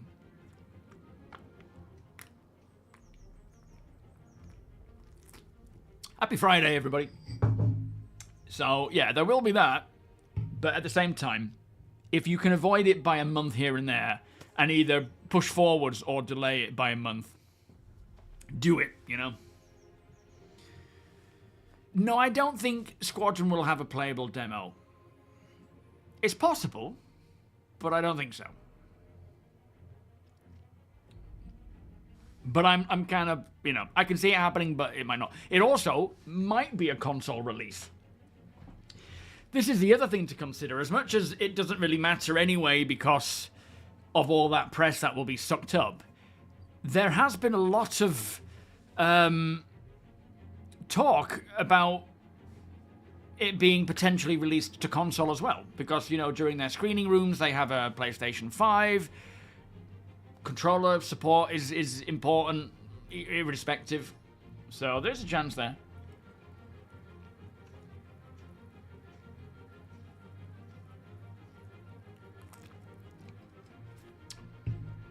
Anyway, we can keep talking about whatever you want to talk about.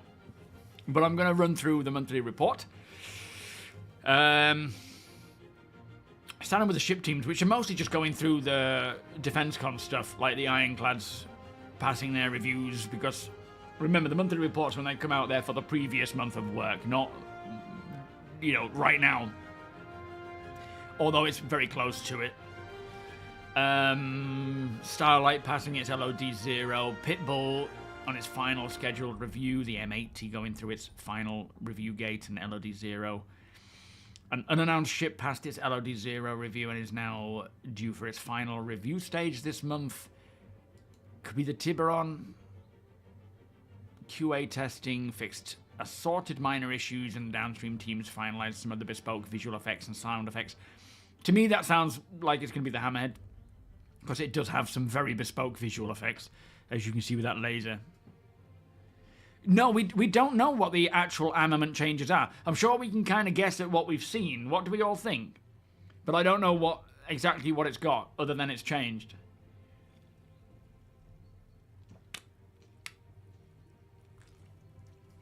Yeah, Slice. That's their official Star Citizen Live. Roughneck, how you do?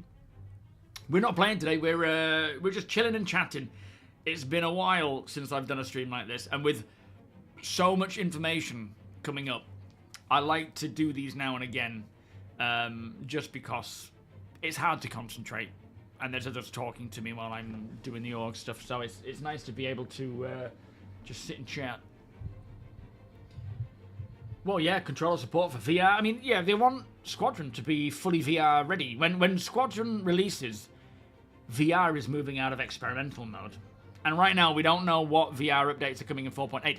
Talking of VR, Sylvan has his own Discord, which I joined recently, and he did post a little message. Oops, that's my email. Didn't mean to do that. Where is it? Let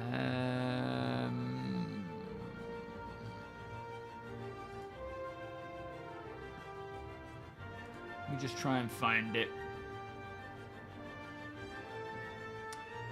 It's a small thing, but it's a good thing.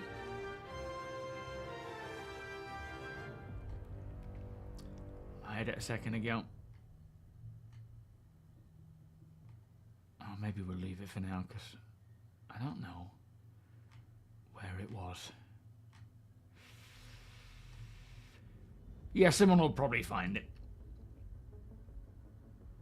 Yeah, VR is otherworldly in Star Citizen. There is no way to express what it's like. It just has to be felt. Jackal, 07.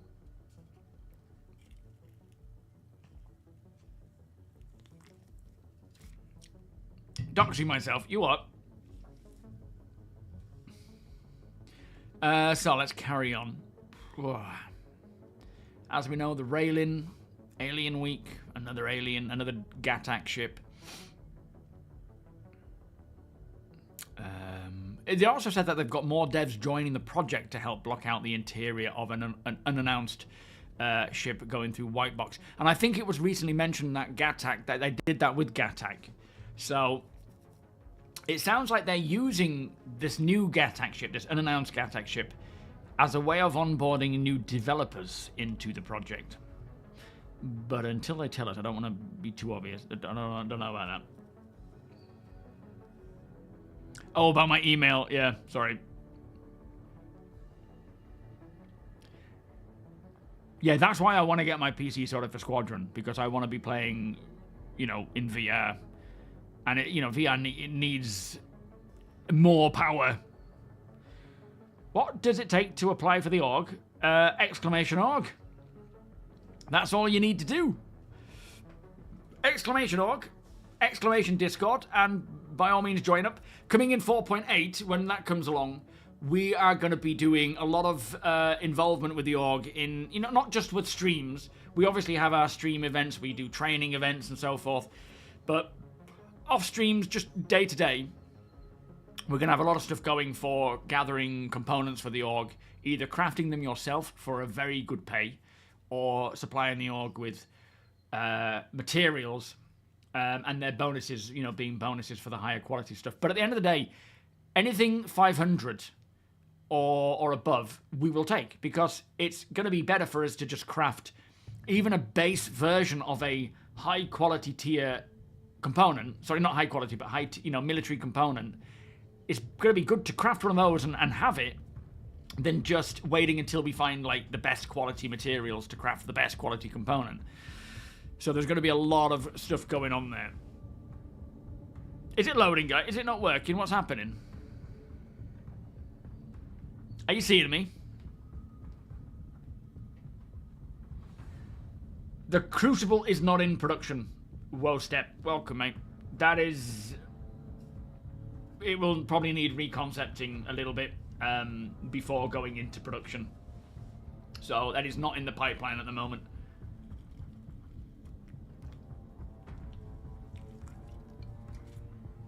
Is it working all right now? Yeah, Star Citizen Live is on. You just 30k'd. So I actually don't own a VR headset. My girlfriend owns an Oculus Meta 2, or whatever the Meta is 2. I have access right now to a PIMAX Super, Crystal Super and a Crystal Light. And they said they'll send the Dream Air at some point when it becomes available, but I don't own any of them. So I bet I have one of them when Squadron releases. Just a brief lag spike, okay. And I don't know which one's going to be best for me. Once I get the 9950 and the 5080, I don't know, like, technically, the light should be more than enough. And it feels like it so far. There are some trade-offs to the light, to the you know, the super, but you're going to need a beast of a PC to get more out of the super. That's like your enthusiast kind of headset. But it's... I don't know where I would fall. Are they not streaming on... Is it just YouTube? It's pre-recorded. Sorry, my wife. Yes. My wife. No, I mean my girlfriend. Not my wife. Yes, my wife. We got married recently. I'm still getting used to it. I don't know if she's home yet. So, what else have we got? In North America... The team continued to move an unannounced vehicle towards its grey box gate review in early May. They also progressed with the Kraken, with it passing its white box last month. The ship moved into grey box, with special attention being paid to ensure that the asset is as optimized as possible.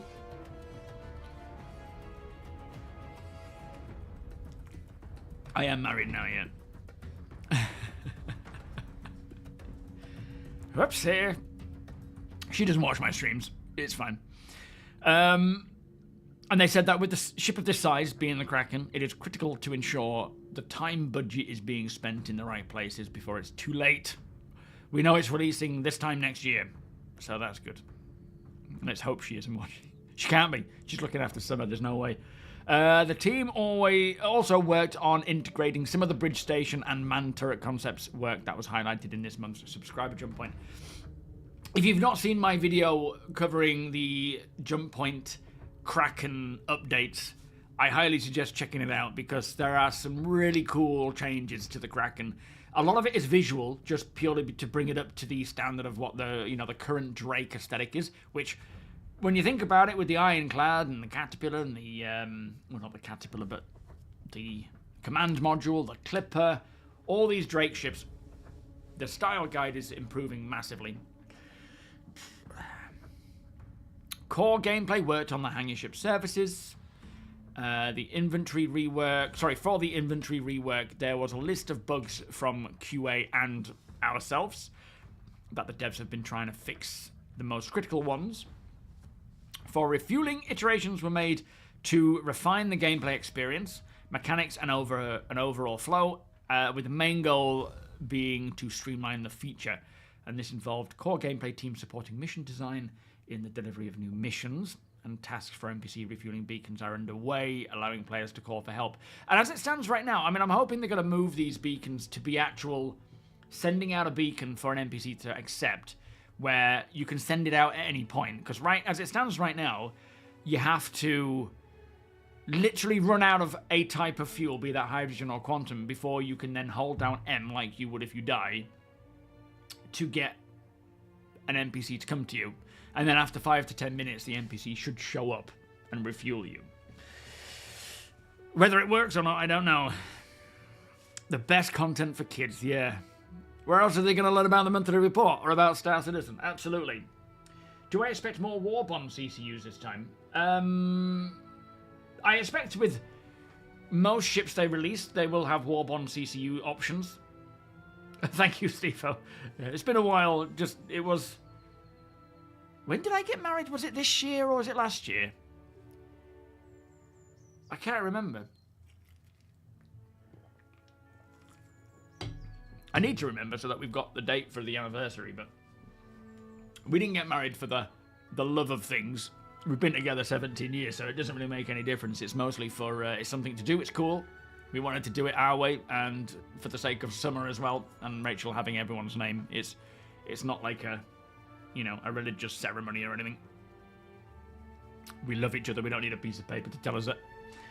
I imagine there will be 2 daily Warbond CCUs after, also for each manufacturer. Yeah, maybe so. Now, work on crafting made progress, exposing various new stats for the design team to modify as part of the crafting flow. As we know, 4.8 is bringing a lot of blueprints, ship weapons, ship components, mining lasers, mining attachments, I think, as well. Salvaging lasers, tractor beams. She'll tell me when the date is. I'll just subtly ask. Will that work? Yeah, best make a note of it, though. I just can't remember when. It was when we went on holiday. I'll probably remember that more. It was her birthday. Around her birthday. It was December 4th, I think.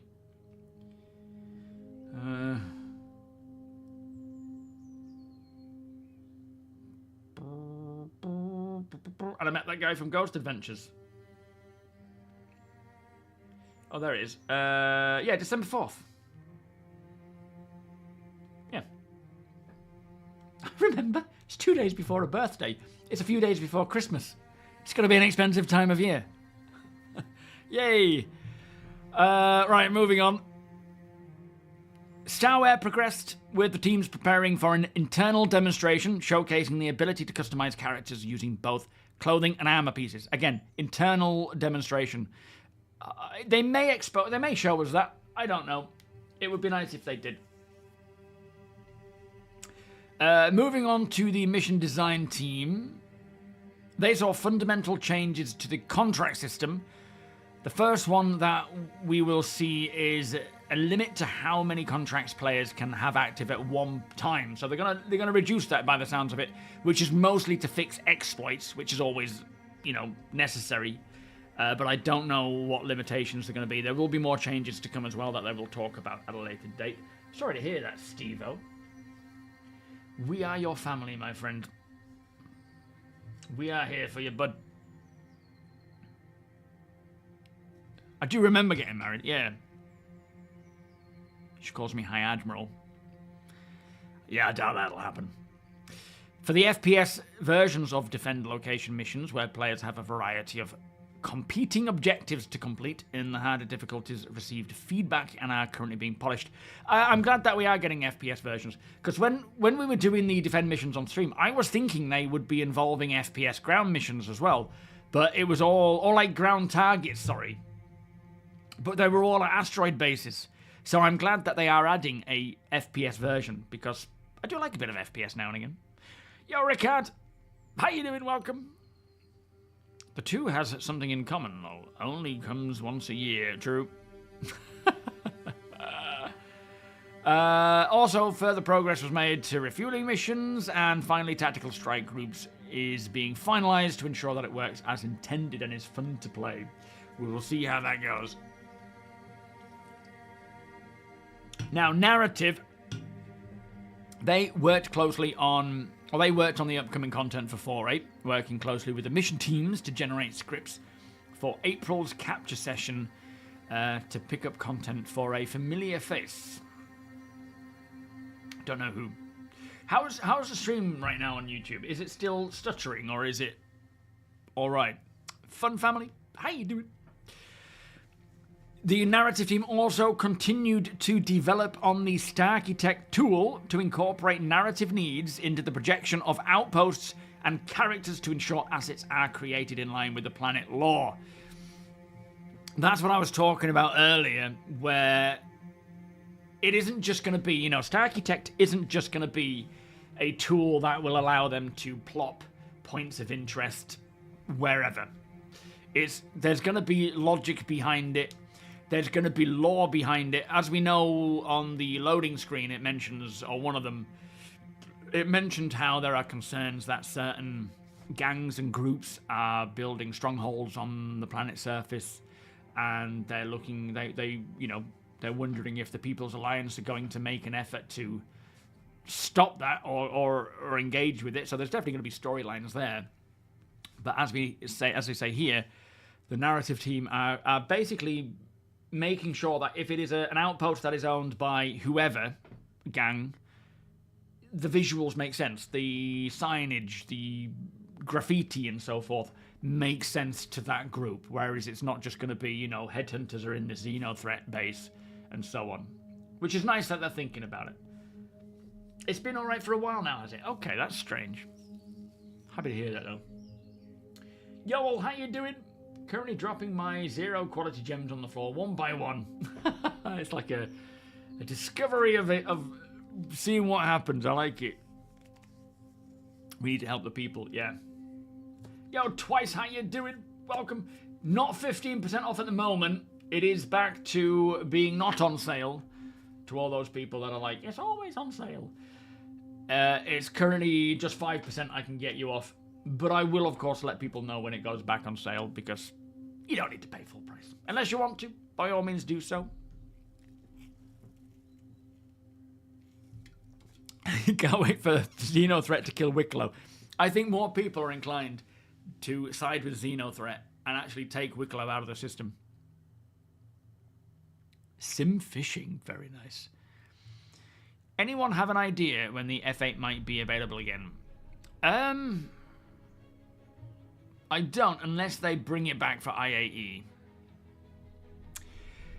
Don't worry, Twice. I'm pretty sure for DefenseCon there will be another deal going on. They tend to... I mean, it's not just Star Citizen that they do the deals for. You know, it could be Euro Truck Simulator, Flight Simulator. They often do different deals where the discount is the discount regardless. And with DefenseCon being around the corner, I'm pretty sure they'll do like a 15% off again. Or a 20%, that'll be good. Right, moving on.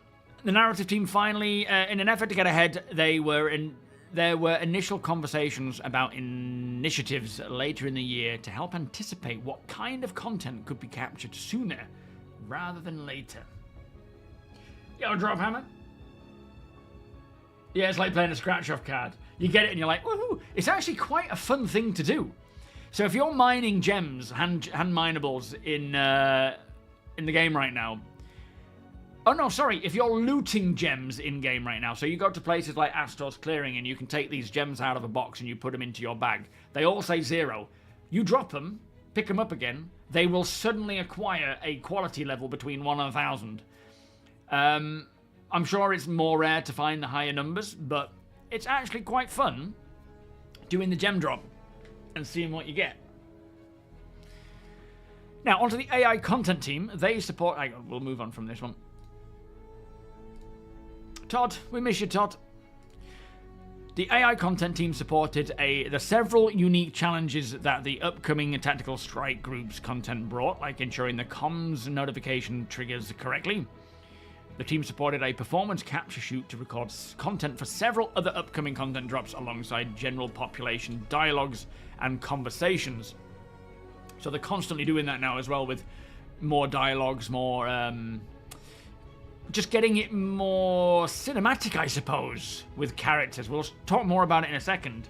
But they're really pushing for the motion capture, so getting, you know, people in to record and be characters in the game, so that when we actually interact with mission givers, for example, there's a person there. It's not just, you know, a mobiGlas thing, which is really nice.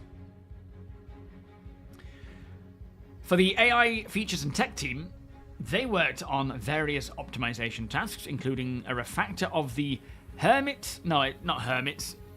Hang on. But irrespective of what it is, it's basically the cubic spline implementation to achieve better performance.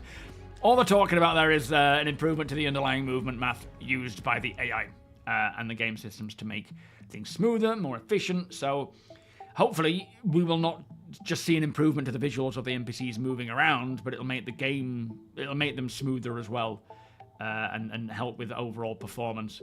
It's not Hermit, it's like Hermic or something. I can't remember what it said, but it's auto-corrected there. There was also a major performance offender was also fixed in the derived version of the original spline code used in cinematics. So, and also work is currently underway to replace the current brute force arc linear integration with a more reliable set, and the navigation octree memory was further optimized. And again, it's more just optimizing the AI navigation system, or the underlying system to that, with the first one improving how movement along paths are calculated, and then the other reducing the memory cost of the 3D AI navigation system. So most of that we're not really going to see ourselves, but it will help with scaling AI, with reducing strain on the server and so forth, just, you know, allowing them to expand to the sort of scale that they want to. It's kind of like, I suppose, preliminary or under the hood work just to make it possible. Time was then dedicated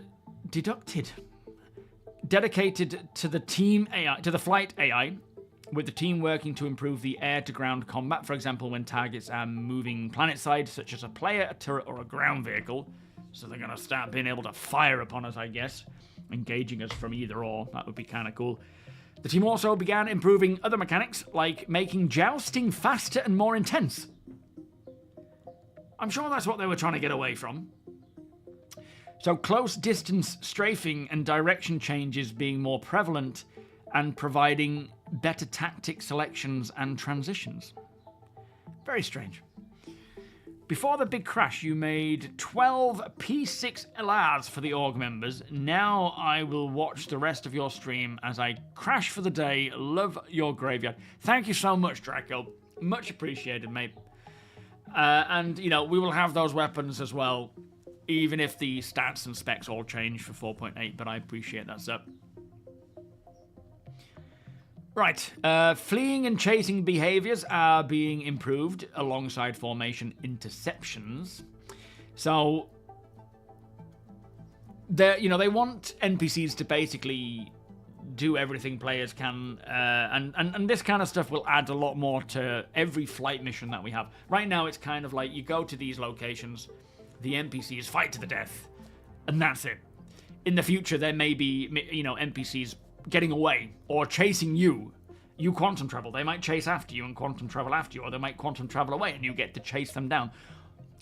All this kind of stuff is important for things like bounty hunting. When the time comes for version 2, you've got to be wanting to, you know, a bounty isn't just going to be in a ship at a location waiting for you to come and find him. They're going to maybe be in a base and you've got to wait and flush them out, or go in and stealth your way in, and if you start chasing them, they might then run to a ship and take off, or go into a cave, or they need to be able to move around properly, and you need to be able to track them. My videos don't come up as recommended anymore, prisoner. You what? That's flipping ridiculous. For Navlinks and the Pathfinder, the team upgraded NPCs traversing manual doors via control panels. Also, elevator and transit system improvements were made alongside NPCs using airlock systems. And again, all part and parcel of having them go where they need to go, do what they need to do, and, you know, finding them. It's not just bounty hunting, it's passenger transport, NPC crew. It's all working towards the same thing. So, good to see any progress there, but I don't know when it's actually coming to us, I suppose. The devs have also restructured melee data to be more modular, which they say will allow them to be more to easily reuse the spatial limits in multiple aspects of NPC melee behavior. Progress was made on the creature toolkit, including updates to how triggerable actions are handled, and the juvenile Valakar was ported to use this new AI motive pattern, which is kind of how they may react around you and circle you and whatnot, while updates were made to the damage tracking of how worms submerge and emerge. And as we know, this year we will see the adult Valakar, the Apex Valakar, sorry, be, I don't know what word to describe it, just roaming freely, that you will be bumping into. It might just be YouTube's algorithms of, like, you know, we're going to push this person versus other people. I don't know why. It's a shame. Yeah, Valakar can use tools now. You can see it chipping up. I don't know how it's going to hold it, but... finally, for the AI team, bug fixes were made for NPC ships remaining in close proximity to the surface of central asteroids and failing to respond to player aggression. I mean, that's kind of an annoying bug that I constantly see. Even last night, I was testing the Crystal Light and doing some Foxwell missions so that when 4.8 comes along, I've kind of got reputation there to unlock those blueprints. And a lot of the time, you get close to the NPC, you start shooting them, nothing happens, and then suddenly they kick in and they start flying away. So yeah, bug fixing done for that. Hopefully that actually applies in 4.8. That'll be nice.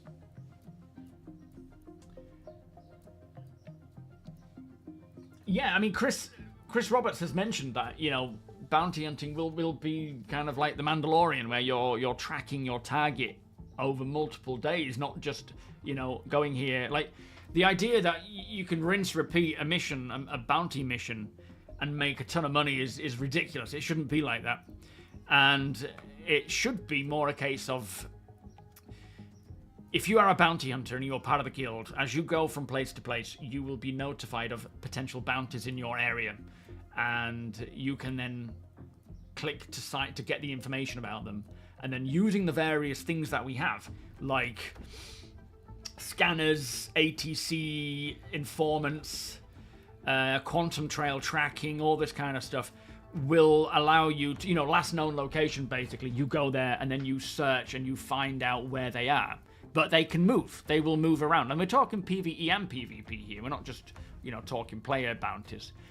They may have a known stronghold where they hang out, and you can go there and see if they're there, or you might see their ship taken off. Also, something they said when they brought in persistence for the first time properly was how it would enable them to have trackers, so that you could stick a tracker on someone's ship and follow them.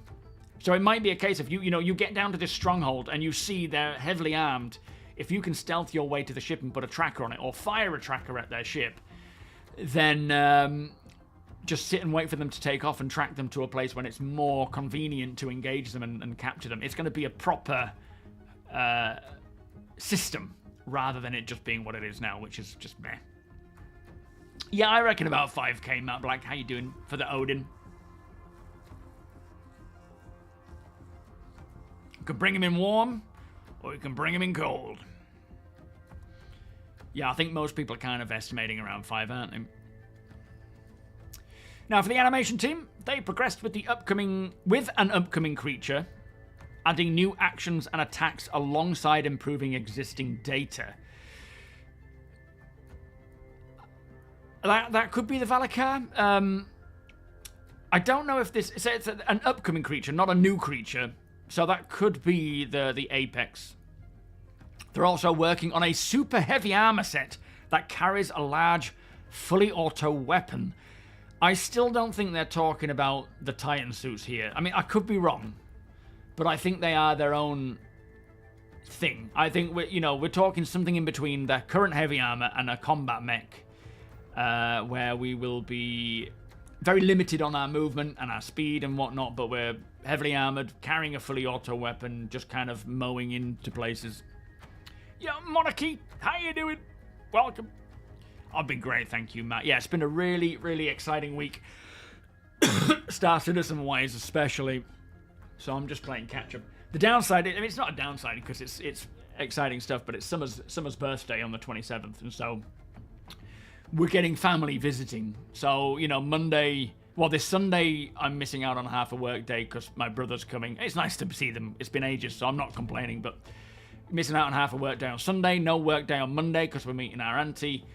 Then Rachel's auntie's coming, I think, the next Monday after that. And then after that, we're going to see BB's Land, and it's Summer's birthday, and it's like, oh my god, all this stuff is happening in Star Citizen. Crazy. Yeah, I can understand why people will be thinking it's the Titan suits. And part of me thinks it certainly could be. It certainly could be these Virgil Titan suits that we have seen in Squadron, that, the Titan armors. But the fact they call it a super heavy, it could be the combat mech. It really could. They showed a picture of it, Rhino. When? Where? Show me. It's not that old concept art, is it, of the Titan armor? The kid wants a javelin. She's not getting a javelin. She certainly isn't getting a javelin. Daddy needs to pay the bills. Thank you, Rhino. Facial animation team were on set for a 2-day shoot with motion capture and narrative teams, where they captured new content for Recco Battaglia, who will be found at Levski, as we know, but also with a new mission and 2 supporting characters, being Isaac Kepler and Amir Lucas. Whenever I see the name Isaac, I always think Dead Space. But yeah, so it sounds like Recco, as we know, will have missions. I think, did they say that she's going to have... Oh, it's now saying that stream health is excellent. Stream is healthy. Stream health is excellent. From at 5 o'clock. No, just now. So, didn't they say that Recco would have retrieval missions, like resources? She wants X amount of whatever resource brought to her or something. And, yeah, Isaac and Amir are to be 2 supporting characters. So this is what I mean about sort of... I don't even know if I've said it, but... all this work they've done on the cinematics and, you know, all the different character work that they've done for Squadron, they're taking that and they're bringing it into the PU, where you're going to have characters not just interacting with you, but interacting with each other in a, you know, a sort of their own little narrative, which is going to be really cool.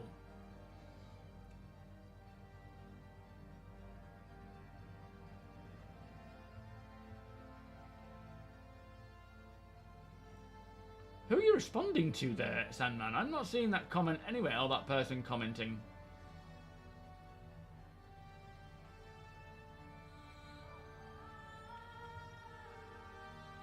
I don't see their comment, for some reason. Bad dad. You're leaning towards it being the Titan Hammer. They described you won't be able to use med pens. Oh, that's true, that's true. I mean, it certainly could be, couldn't it?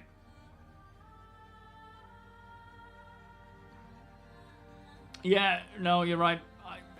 Maybe it is. Maybe it is finally the Titan suit. I mean, it's about time. Jay, thank you for your Prime sub, my friend.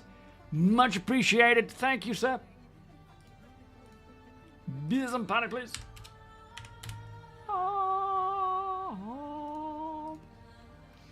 New content was also captured for NPCs around Nyx, expanding the voice packs players will hear in landing locations.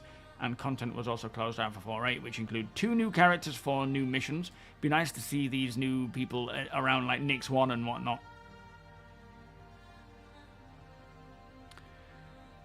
For character art team, they spent April developing a new armor set and in-game rewards. They also continued to support Starware initiatives and polished projects for 4.8. And finally, for this team, they explored a new gang and finalized handoff sheets for a new combat armor as well.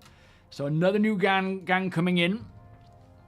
As we know, they're fleshing out Nyx this year, and when they start making these bases, I'm sure all of the old gangs, like maybe even Shattered Blade, will start getting a foothold on Nyx 1.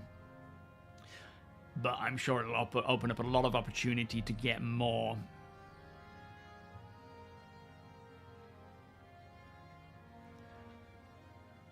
Also, the kind people at the org gave you some crafted gear to try out. Yes, the trade meet.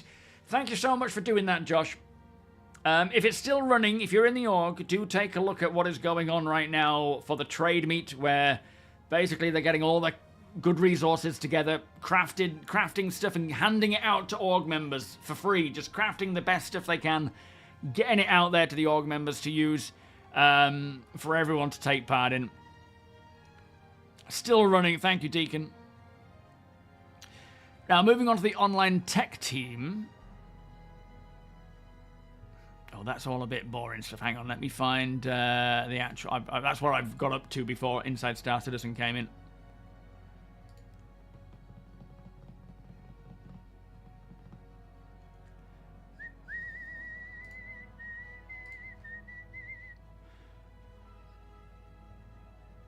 Yeah, thank you. We'll have a look at the Twitch drops. I'm just on the website now. So this is the Twitch drop stuff. That's what you get. The Murray Cup racing suit, which is cool. for DefenseCon from May the 14th through to the 27th. Watch any drops enabled Star Citizen stream. I am drops enabled, so I mean, if we have to do it again, I'll do it again. For a total of 4 hours to unlock the Tailwind Murray Cup flight suit and helmet for free. Tune in, gear up, and enjoy the show. And all you have to do is make sure that your account is set up and activated. Link your Twitch accounts. Like that, look. Link accounts. So go to your account, link account, Twitch, and then connect it that way. And then you've got an FAQ if you are unsure as to what's happening.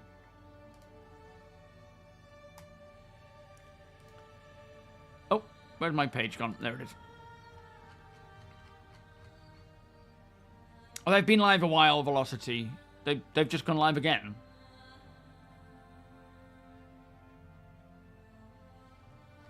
That's confusing. Right, what else we got? So the R&D team, they made changes to the shader compile server to significantly improve robustness, latency, and throughput.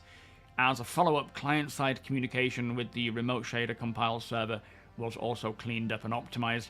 I wonder if any of that means that they're going to be speeding up the process of optimizing shaders, because my lord. Like, I come upstairs, 9 o'clock, Rachel goes to bed, I might come up and do a bit of playing, get everything set up, sit there, optimize the shaders. 20 minutes later, I'm finally in and playing. Crazy. Oh yeah, so if you, what was it, Shadow of the Avatar?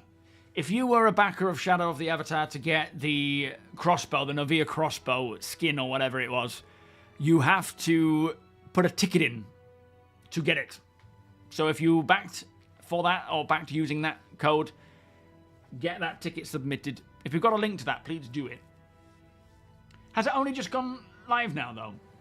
I thought that I thought that whole pre-recorded video was already going.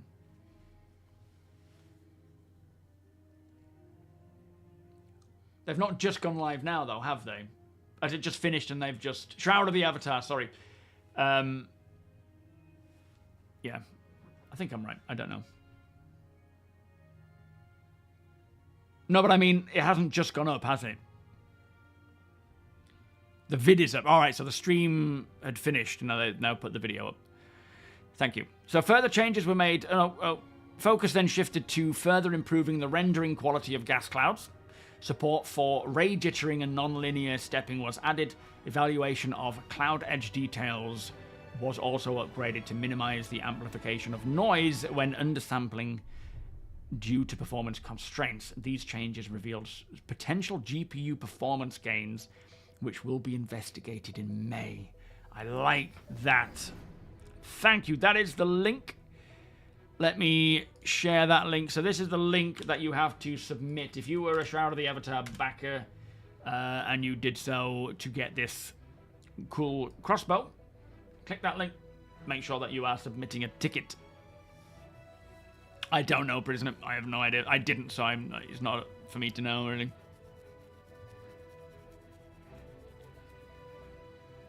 Yeah, I've already covered part of the whole Bar Citizen interview, if it's the same interview.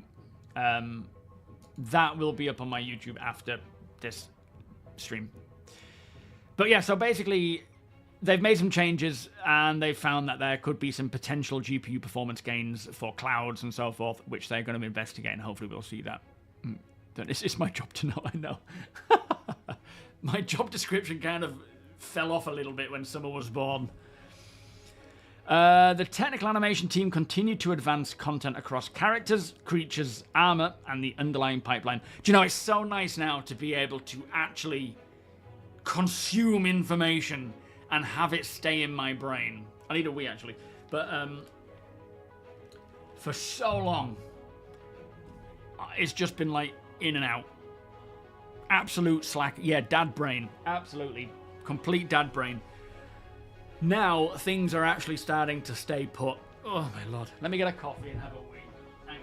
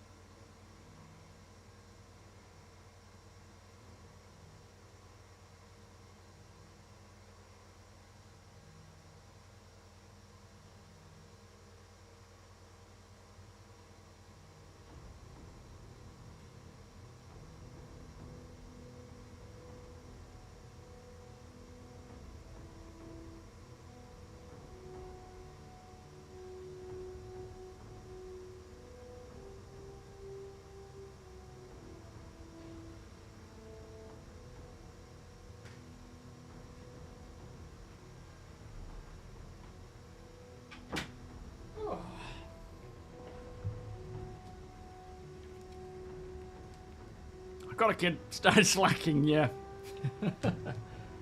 Yes, farts will render better now. The GPU won't completely explode when someone farts, which is the takeaway from that one. Now, a major development, hang on, yeah, a major development was the scale of work towards new DNA heads currently underway. What? That didn't make sense. Let me get back to that one. It's not even my writing. Usually I'm reading my scripts. And this is like the behind the scenes of when I'm making a video and I'm saying something and I have to just keep repeating it until it actually starts making sense, and then I cut that bit out.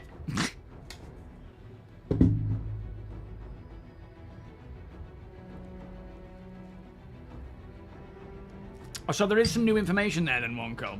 That's good to know. So, a major development was the scale of work towards new DNA heads currently underway.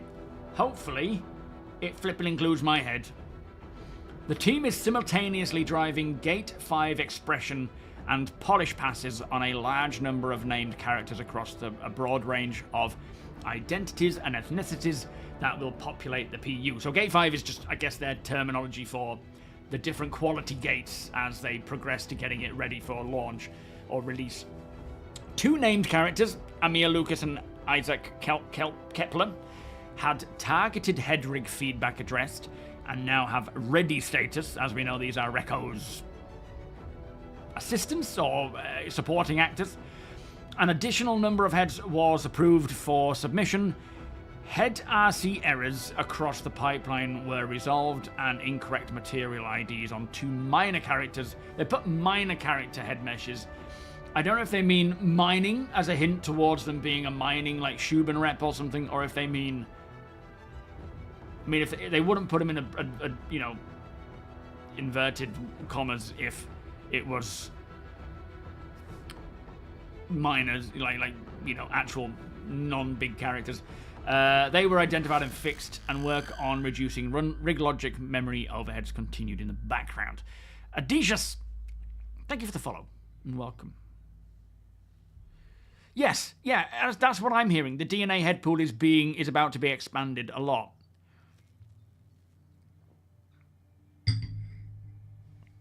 You want some 20s and 30s people to get scanned, people in the 20s and 30s. I don't, because it doesn't apply to me anymore. Well, it does. I'm still in my 30s, actually, so there is that. Minor. Yeah, good point, Zero. It says minor, not minor. So, yeah, it must be to do with mining. Interesting. That's why 30Ks are back. The game's like, oh, make it stop. Isn't it, Astro? Just amazing. Smell-o-vision and one. Too handsome for the service. That's more like it. Yeah, I'll take that one, Dendrit. We'll forget what Deacon says. Are you off, Binks? Finish your grape harvest to turn them into some tasty, tasty wine and stream some potatoes for the fooder for my pigs. You have an interesting life, Binks. You really have an interesting life. Are you going to use your feet to squish the grapes? Gotta get that grapes feet scent.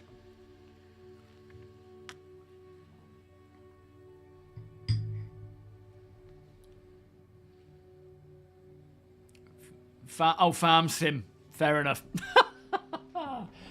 Yeah, you have about as interesting life as me then. Good. Never mind. Work on the Apex Valakar continued with the team rigging an entirely new mesh. Development of the super heavy combat suit materials progressed well. Blend space and animation support was validated and closed out. The Maya rig for the backpack is underway, and animation implementation and testing are in progress. This armor set will bring a new tier of combat physicality to the PU players. You know, you might be right. It might be the Titan suit, to be fair, but either way, it's going to be an interesting option to have on the battlefield. I can't wait till we get to a point where, not every battle, but, you know, like when we have, like in null systems, there might be a really interesting location or planet-side location that people are fighting over. And you will see full-on scale wars happening where combined out, and it's not, you know, you're going to have people trying to flank, you're going to have them coming over the top, dropping bombs, tanks. Like, the scale of warfare that we're going to see in Star Citizen is going to be beyond armor and these sort of predetermined, you know, dedicated games to it. Because there will be more people, there will be more vehicles, lots of different types of vehicles. There will be espionage and infiltration and all sorts of stuff. And it's all going to be while the rest of the game is going on. It's not going to be, this mission is about sneaking in and planting some C4. It's going to be, right, while that's happening over there, we're going to create a distraction. We're going to try and sneak in there and plant some C4 on their AA guns. Then we're going to advance and we're going to drop some bombs. And yeah, it's going to be a lot of fun. Cheesy taste of the wine, yeah. Barley would be a bit too much. I love the smell of barley, though. Especially when you're in a bar that's got like a brewery down below. And they, you know, you can just smell the barley coming up the stairs. Space pizza. How are you getting on with your flight areas? I've seen you putting up some practice runs. Getting good. I do suggest watching Min's video on some form of like combat practice in decoupled mode, though. Ooh, gotta smell that yeast. Drops will be active, yeah, from the 14th axis. 14th to the 27th. Look, it stayed in my brain. That date stayed in my brain. It's been a long while since that has happened. Yeah, sorry, Beans, it's been a while. Support for importing motion warp points alongside animation files in Maya was delivered, which is useful for animators working on complex character interactions. Several RC... What are RC? Errors affecting character and fish assets were involved and approved for submission, keeping the asset pipeline clean. They're not talking fish. I don't know what they're talking about, but it's not fish. Across all areas, the team's output reflects continued momentum on Star Citizen's character and creature roster ahead of upcoming release milestones.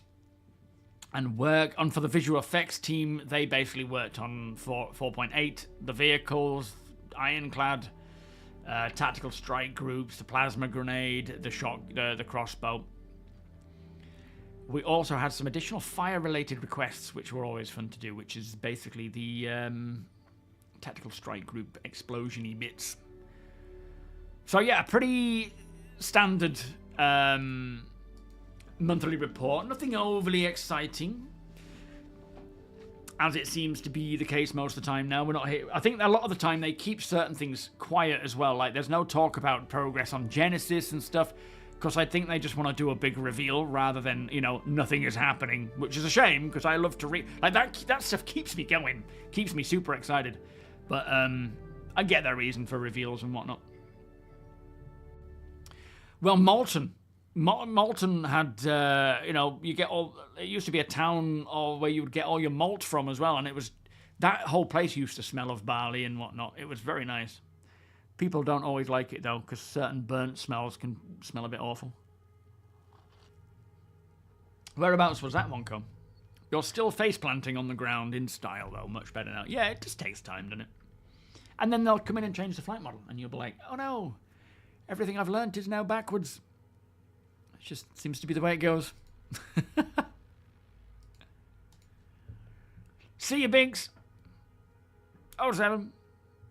Race car. Thanks, Tomato King. I was waiting on you to actually tell me the answer. So let's take a look. Now that we've looked at the bar citizen, let's talk about the bar citizen ship stuff.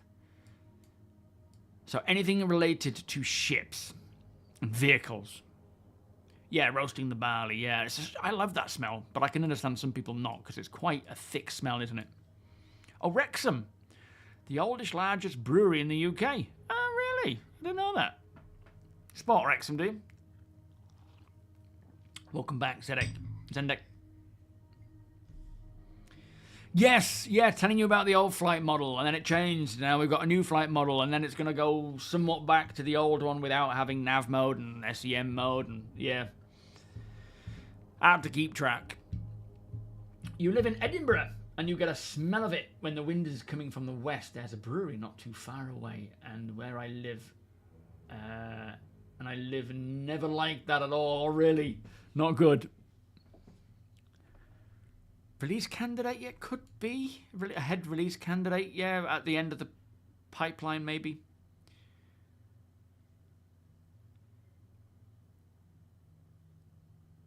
Oh, the beer is back and on site and on a new site, right?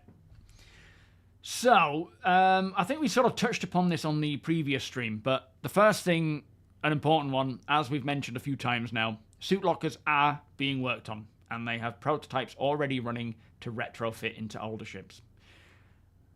Good to hear.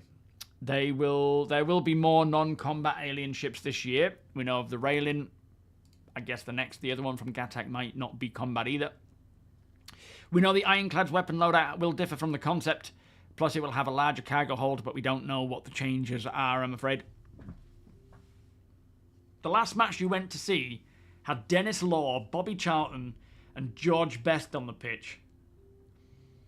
And you were sitting a few rows behind Gordon Banks. Might be giving away your age there a little bit, Wonko. Or it could be review cycle, yeah. Some classics there, though. Now, the Javelin will not be flyable in 2026, but when it does become flyable, it will include modularity with a Tier 1 medical and cargo module. There are no plans to allow for a swappable main gun on the Polaris or Javelin, but it's not ruled out, which is kind of cool. I hope they do. That would be cool. They did tease a new media... Oh, we know that one. We know that's the M80. Odin is confirmed to be a combat battle cruiser. I'm surprised anyone needed confirmation of that. Now, in regards to ship manufacturers... Did we go through this? Have we been through this already? In regards to ship manufacturers filling other roles, they do say that gaps in the ship matrix will be filled, so players will have manufacturer options across all roles. Whether that means every single manufacturer will have, mining, salvage, hauling, and so forth. Possibly not, but there will be a lot of other options regardless. Now, flight model. There is a new flight experience in development which will bring a full overhaul to flight weapons, bullet speeds, and engagement ranges. Some of that we will hopefully hear about tonight. The team tested lowering the bullet speeds and extending engagement rates for more cinematic tactical combat where players can dodge fire, but they say it won't ship as tested. Which, yeah, I'm glad it wasn't all that great. The last time you went to watch football, Pele was playing. That's how I broke my collarbone, doing a Pele, doing that bicycle kick in the mud. Every time I see the name Pele, think about my broken collarbone. Light, medium, and heavy fighters are being reworked to have distinct identity. And ship classes should not be a linear progression, so a player should be able to stay in a light fighter their entire career. And I completely agree with this. The idea being is that if you want, you might be really good in your Gladius, you can stay in your Gladius for the entirety of your time in Star Citizen, finding work, doing jobs, and getting paid. But there will be limitations. So it's not like, you can do the same job that a heavy fighter can do. It's not like you can take that and go off and do a heavy fighter job. There will be crossovers, as mentioned a while back, that, a light fighter might be able to do some work that the medium fighter can do, but it might struggle more than if a medium fighter was doing it. Yeah, have we heard all this before? Did I read through this? I don't know if they said every manufacturer will get a generalist ship. They may have done, I don't remember.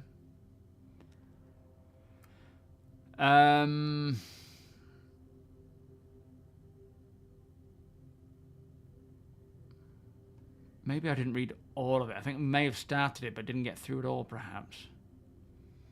Torpedoes are intended to be exclusively for massive targets. Using one on a small target should feel wasteful. It was quite funny, actually. APOC. That Idris that we were fighting the other day, where you... Oh, not from me. Okay, yeah, fair enough. When you fired all those torpedoes, I'm pretty sure it was either the first or the second torpedo that hit blew it up. And the rest was just like... killing him even more. It was funny. Missiles and countermeasures, they use the same flight model as ships do, so are affected by atmosphere, which we know about anyway. Stealth torpedoes are not planned. The current armor system is placeholder, as we know, until Maelstrom. It's crazy. Like, you've got inside Star Citizen. It's so difficult to remember everything that is coming to Star Citizen and how exciting it is going to be throughout this year and, you know, for the foreseeable. There is so much with Genesis, Maelstrom. I mean, Squadron, its own thing anyway. All these missions and creatures, points of interest, all these different professions that are still coming. The new flight model, which will hopefully be the final flight model and do what it needs to do. All the industrial gameplay, like base building, and all the complementary systems to that, like mining and salvage and hauling and everything that connects together. And then you've got all the combat side of things as well, and how they all tie together. Everything ties together because you take a ship out and destroy another ship, those resources need to be created or found and mined and refined and delivered to the place to then craft that or to, you know, fix it up. It's just...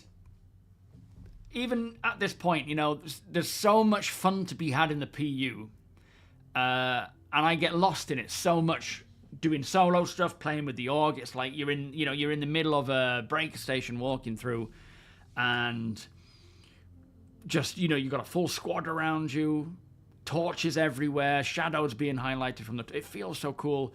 And then the next day I might be just VRing around in my Guardian, just milling around, checking out locations, doing the other things like salvaging, mining, soon exploring Nix 1, Nix 2. Oh, Jack, how you doing? It is getting close, but we still don't know when. How you doing, by the way? Are you well, sir? Walking around Oris on a new Babbage. See, there's so much to come. It's just crazy to think. And we have really just scratched the surface. There's still all these other professions to come as well that support it. Every time I read these sorts of reports, it just reminds me of something else that's coming in. Anyway, the current armor system is placeholder until Maelstrom comes along. As we know, we don't know... well, Maelstrom, the physical damage system, as we know it is, it'll replace health pools. We'll move away from this meta, and we will have physical material simulation. And the current armor, as they sort of state, is kind of tuning for that. But it's, you know, we're not there yet by any means. They're trying to make it as close as they can, I assume, to Maelstrom based on actual stats and specs and numbers. Like faking it, basically. Hopefully we hear more about Maelstrom this year. That wasn't mentioned in the this year thing. So it could still require quite a lot of work to get it implemented to all the ships and all the locations that need it. Ammo resupply and missile resupply is wanted to be separate, but no timeline here. That was the last thing of it, I think, there. But yeah, that was... So, this... oh, no, don't delete that. What they've... this... Whatever it is that's just gone live. The... Bar Citizen stuff. I'm assuming it's more than just what that sort of info drop was that we got from China, was it? Yes, Squadron is a separate game. But it's all set within the same universe. So it's a separate game. It's being built with a separate budget. Different devs. Obviously, there is that crossover you have, you know, a lot of things coming over from one to the next. But it's a single-player campaign. The PU is a multiplayer online game. I mean, you know all this, but they are separate in their sense, and they just tie in together with various mechanics and things like that. Oh yeah, it'll be a separate install direct. Yeah, absolutely. It's a single-player campaign that you will log into and your progress will be saved as you go. It won't have any true impact on the PU other than following the storyline and maybe earning your citizenship as, you know, someone who's served in the UEE Navy.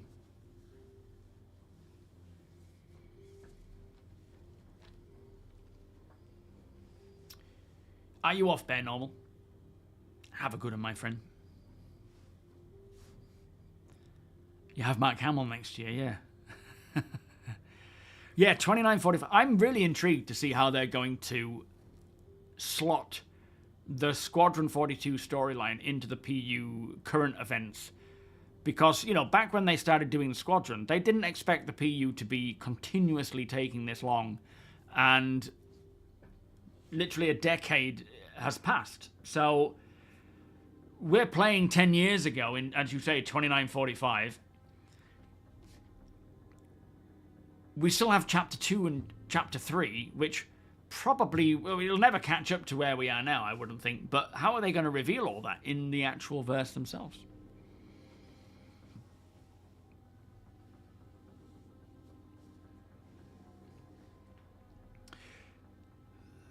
I mean, at the end of the day, even if they don't expand the launcher like they have now, if they keep it the same, it could just be a drop down. It probably won't be. It'll certainly be more of a, you know, a proper front facing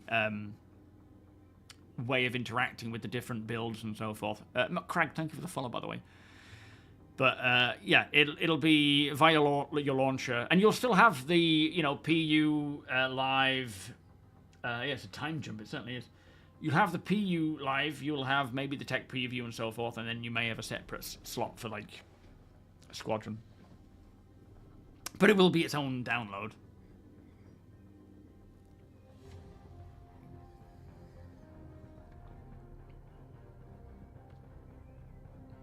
You will pee on you. You will pee on me if I'm a pirate.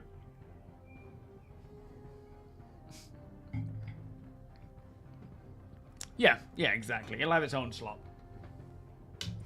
And you can jump in and play Squadron, and then when you're done, you can log out, jump into the PU, play that. Now, if they could make it available in the PU on the Simpid, that would be phenomenal. It's not going to happen, though. That would be kind of weird.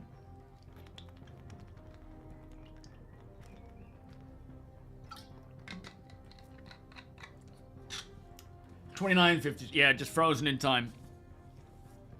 But yeah, the whole story, you know, is going to unfold over the 3 chapters. I feel like it's going to be handled the same as Arma 3 did with their 3 chapters of you get assaulted,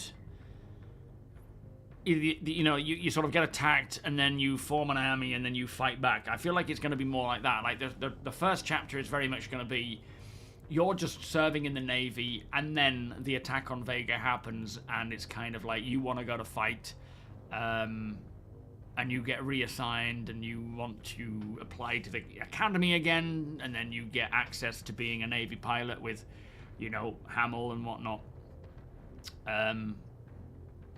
But the story isn't going to end with the first chapter.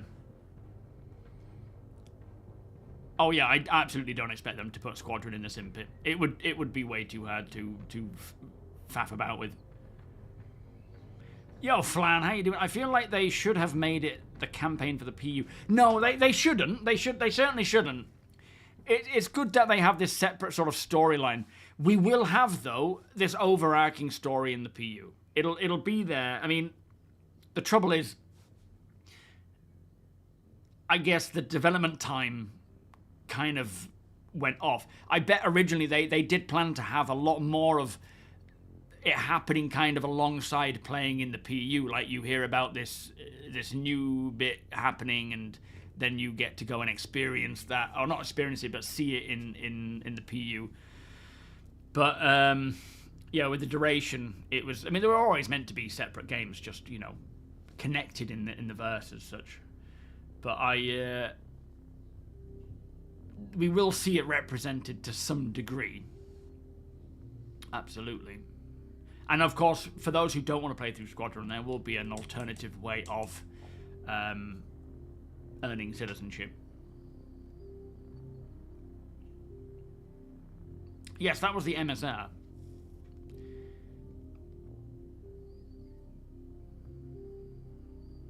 Free Arena Commander if you buy Squadron. What do you mean?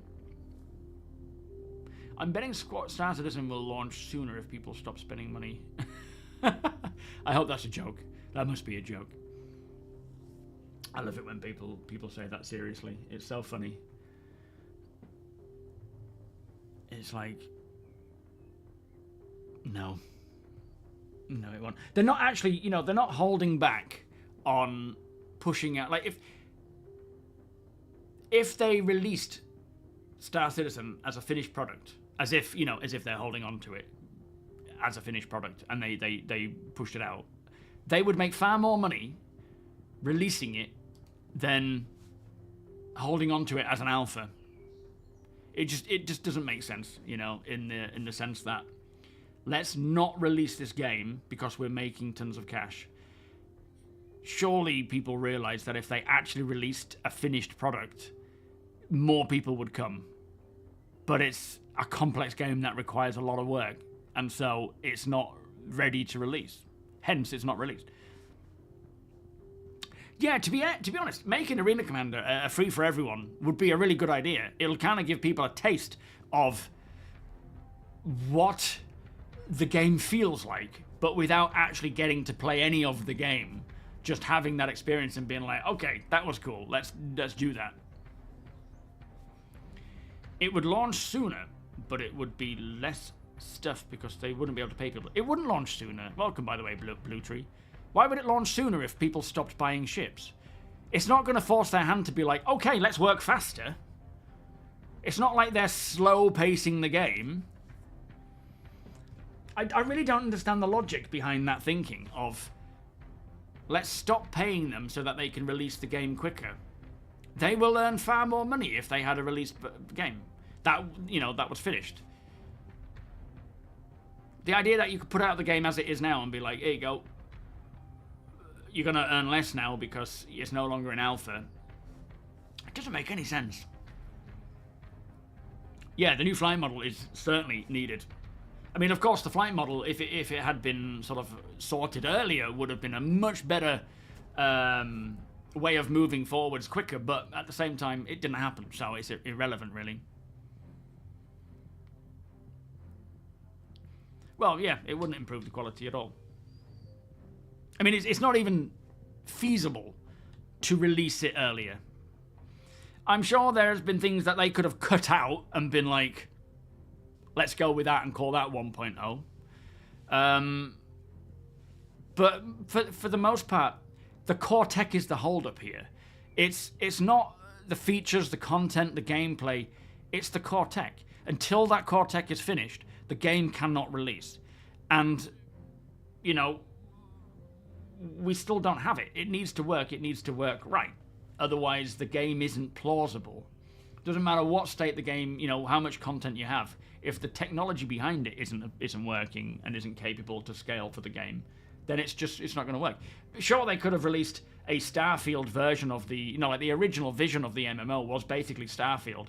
If they'd have stuck to that and not continued the crowdfunding, yeah, we would have had it by now. We would have been playing Starfield way back in 2014, 2015, whatever. But I'm glad they didn't.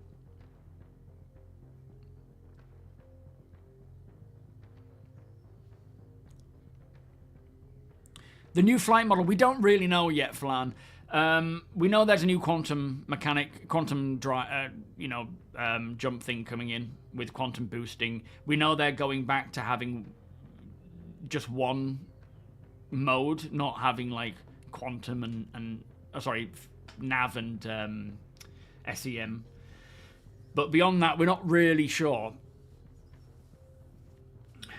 Yeah, the ship team have nothing to do. It's also it's the other thought of, you know, people saying they should stop releasing ships and fix the bugs. It's like, so you mean like just tell the whole ship team to stop working?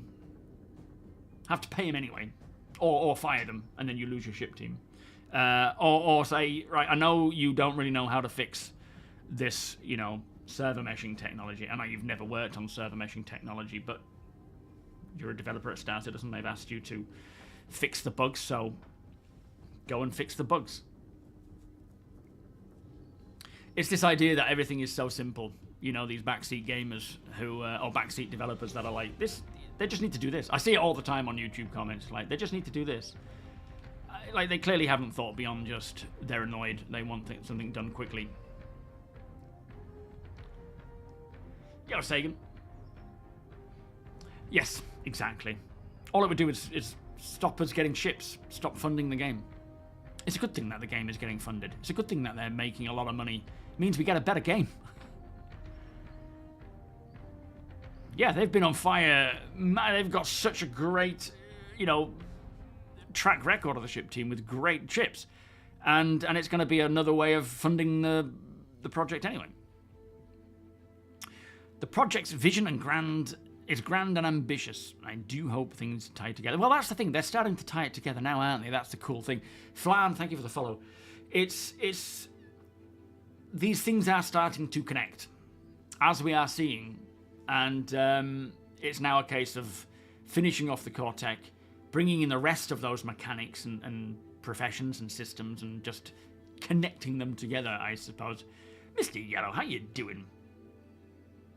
Yeah, I mean, I'm not gonna, you know, think too much about the new flight model until we actually get it. I'm not a big fan of the switching between modes, and losing our, you know, weapons and stuff. I was open to testing it, by all means. I'm happy to see how it goes, but yeah, I certainly want a bit more control over things. We want the game to be perfect. The PU is just a bonus for all of us to enjoy until it is worthy of release. Yeah, that's the way I see it. We're helping test it, helping feed, you know, the beast, getting it launched. Yes, yeah, everyone's an expert. Problem of immediate gratification. Yeah, absolutely. Absolutely.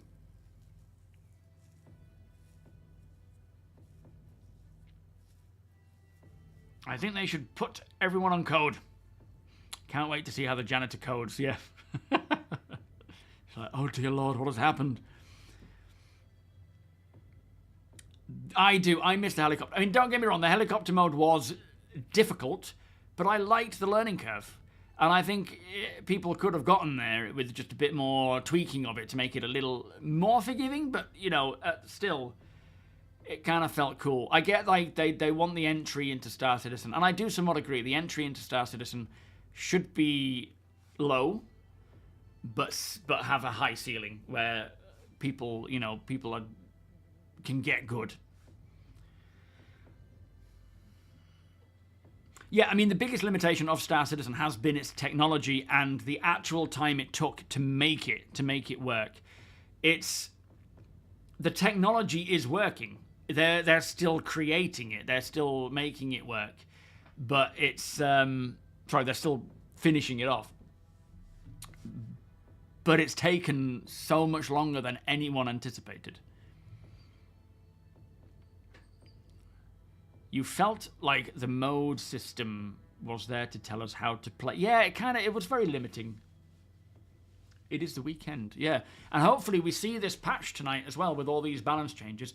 I will be looking closely at what you guys playing it tell me in terms of the balancing of the weapons and armor and seeing if they've dialed it back a bit to what it was. So, yeah, we'll see. They did Scandalicious, yeah.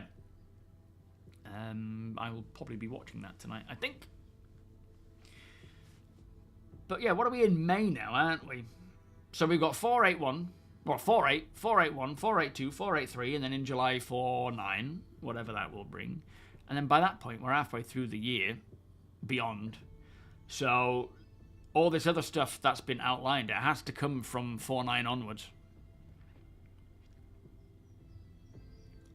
Thrusters counteract the tilt, or yeah, I mean the good thing about the IFCS, or the Intelligent Flight Control System, is what we do know as well about the flight model is how we're going to be able to turn off various safeties of the IFCS. And I think what it's going to get to is we can turn all the safeties off and have absolute control, but learning how to do that will be hard. It's a bit like a racing car and turning off traction control, braking assistance, that kind of stuff. And you getting all control of it and deciding how much you want it to be automated, how strong you want that automation, versus just, you know, learning. And I think that's where the ceiling is going to be higher than it has ever been.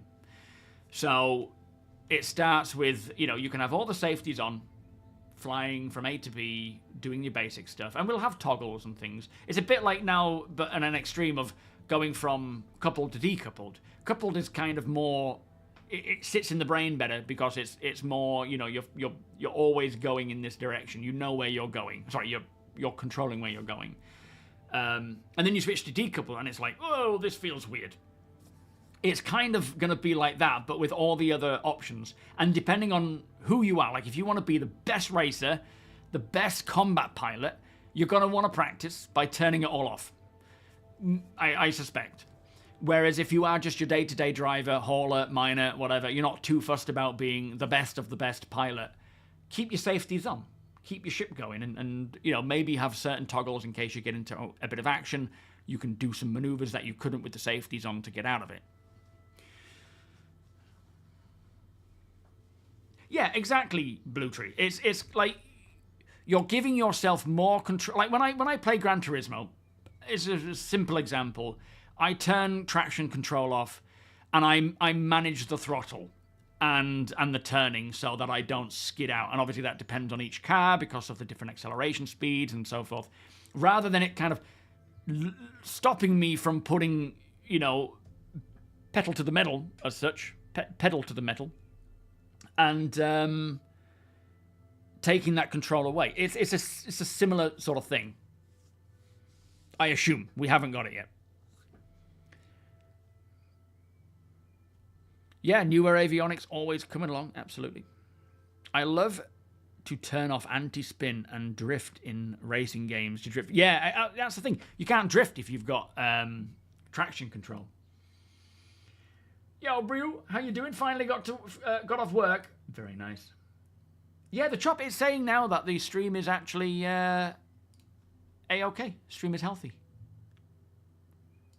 I don't know what happened there, but for some reason, for that duration of time, the stream just didn't want to play.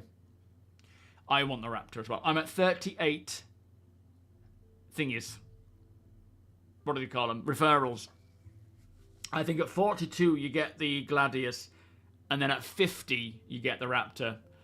I'm slowly getting there. I would love to get one. Although saying that, we'll probably be able to buy them in-game anyway.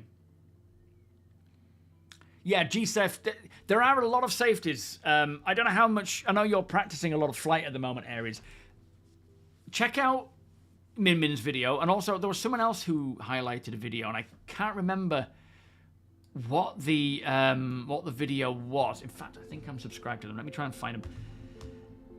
Which gave you... Basically, they went through a list of all the different things, safeties and things to turn off. You can do it in your cockpit, or you can do it in the menu, and it's highly advisable because there is a lot to it, and it's like reading what they're called, it won't always click exactly what that is. There's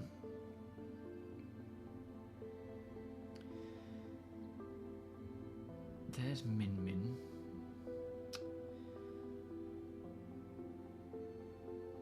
Is it Apex Velocity Academy? Okay. Let me just get this link. It's someone who, I think Viking popped in chat a while back and just sort of mentioned about watching their video. And it helped me with knowing which things to toggle on and off. So that I knew, you know, let me just get the link. Does this work? No. No, I didn't actually copy. Hang on.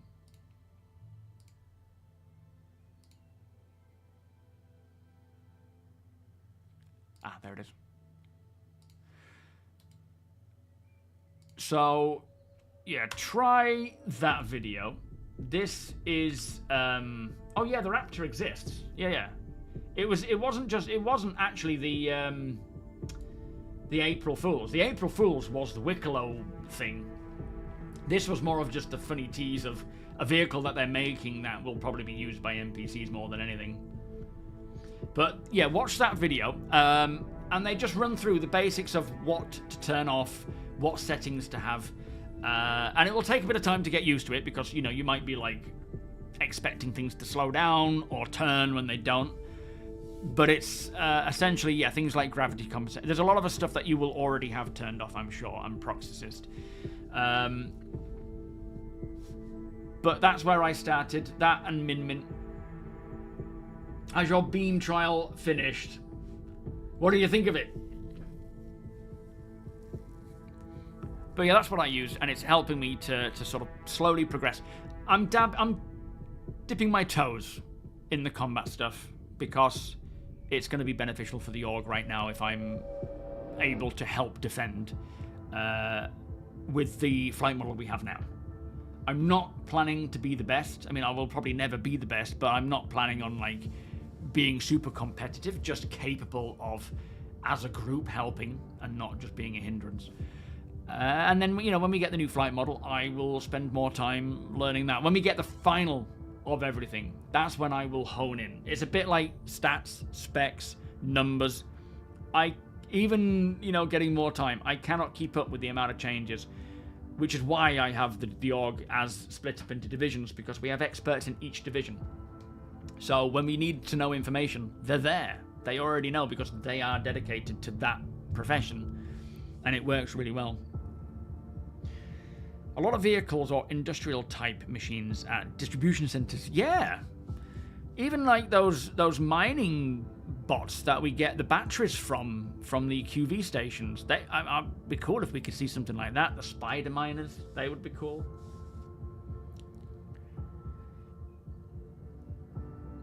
Yeah, that's the kind of thing, Ares. For years, I have been wanting to get into learning more about combat, flight combat, and so forth, and I've been sort of stopping myself because I don't want to end up like some of these people who, you know, got really good at it and then threw their dummy out when things changed. Yeah, the Sidness spider miners. It is fun though. This is the thing.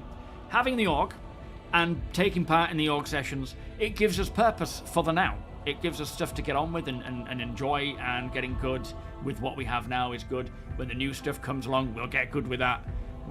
Like we, as a, not a full-on PvP org, but we often engage in PvP when we're attacked or when we're going on a patrol.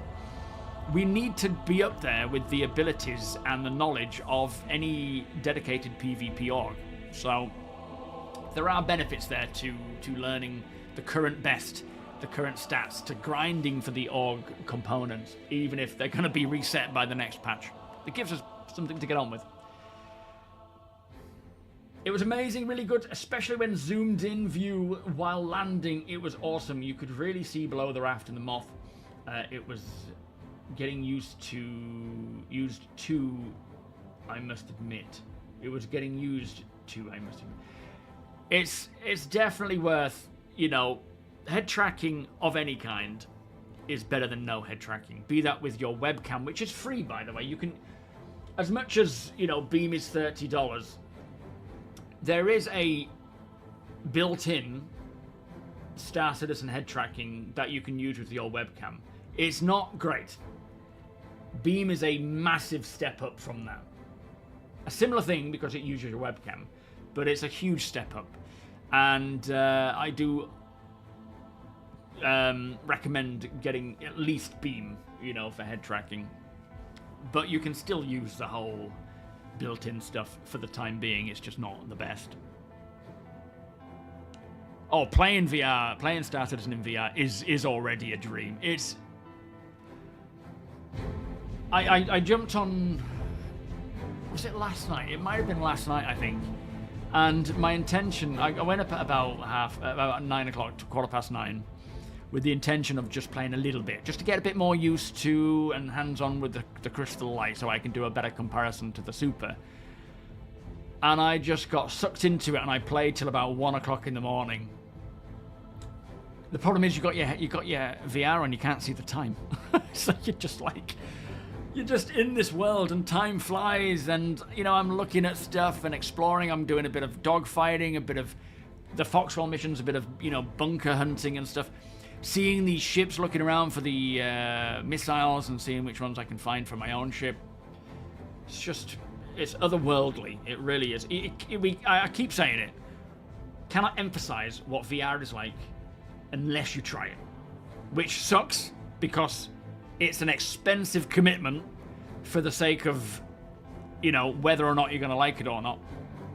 I actually tried... I started the crystal light in 72 hertz, and I'm pretty sure that was causing a bit of motion sickness. So I upped it to 90 hertz, and I didn't feel it after that. So that might be something for those of you who suffer from motion sickness. If you are running at 72 or lower hertz, just see about upping it. See, I love the aim down sights. The scope stuff doesn't quite work, but what I really like about FPS in Star Citizen's VR is that it feels like you are literally holding the weapon in front of you. I do have it snap, so the minute I go ADS, it snaps and I'm looking down the sight, but I'm immediately able to move if I want to. And weirdly, which I like, and I hope they keep, but it needs polish, instead of, like, you know, like right now you can walk with your weapon up or you can lower it. In VR, if you pull your mouse down, it lowers your weapon more naturally, so you can kind of lower it and look around, bring it up again, and, you know, it feels like you're literally going like this. The only downside is it's actually your character doing this, rather than just your arms being separate. So I don't know how that looks to other people, but also you might, you know, if you're looking down like this, so your head stays put, you pull your arms down. If you go into third person, you're like this, and it's weird. It's like it's not ideal. But I don't want to lose that ability to move my weapon and lower it slowly like this, rather than having this or down. And it feels so good. It feels like I'm literally walking through these facilities or these ships or bunkers with a weapon in my hand,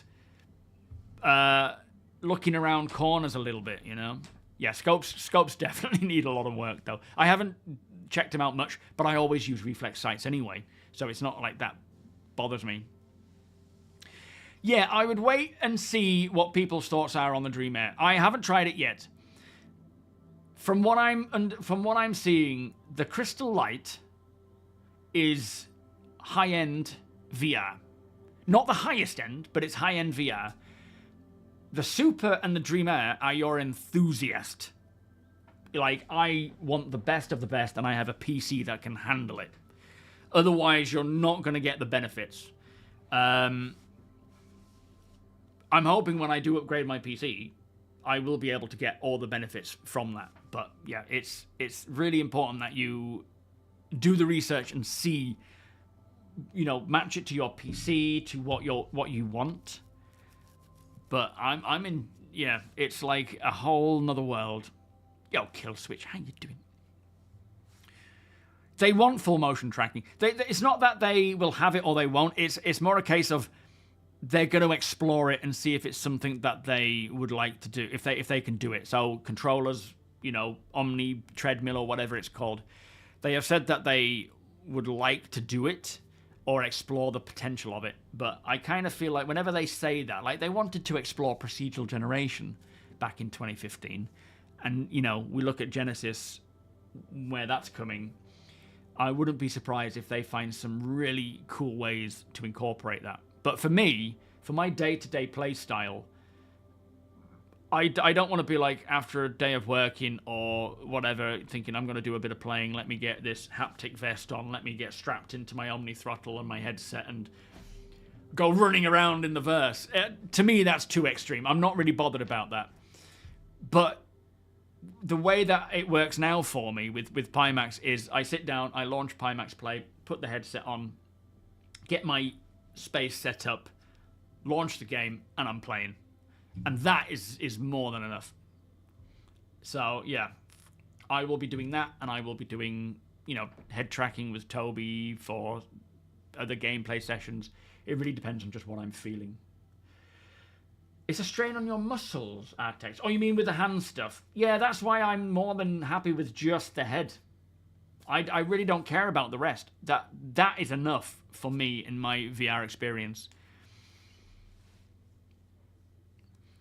Oh, yeah, the PIMAX is much better than Quest. But I've only used the Quest 2, so I can't speak for the Quest 3. But I think the Quest is more entry, mid-level, whereas the Lite, the PIMAX Lite, is high-end. And then you go, you know, beyond that with the Super and the Dream Air, you're talking enthusiast.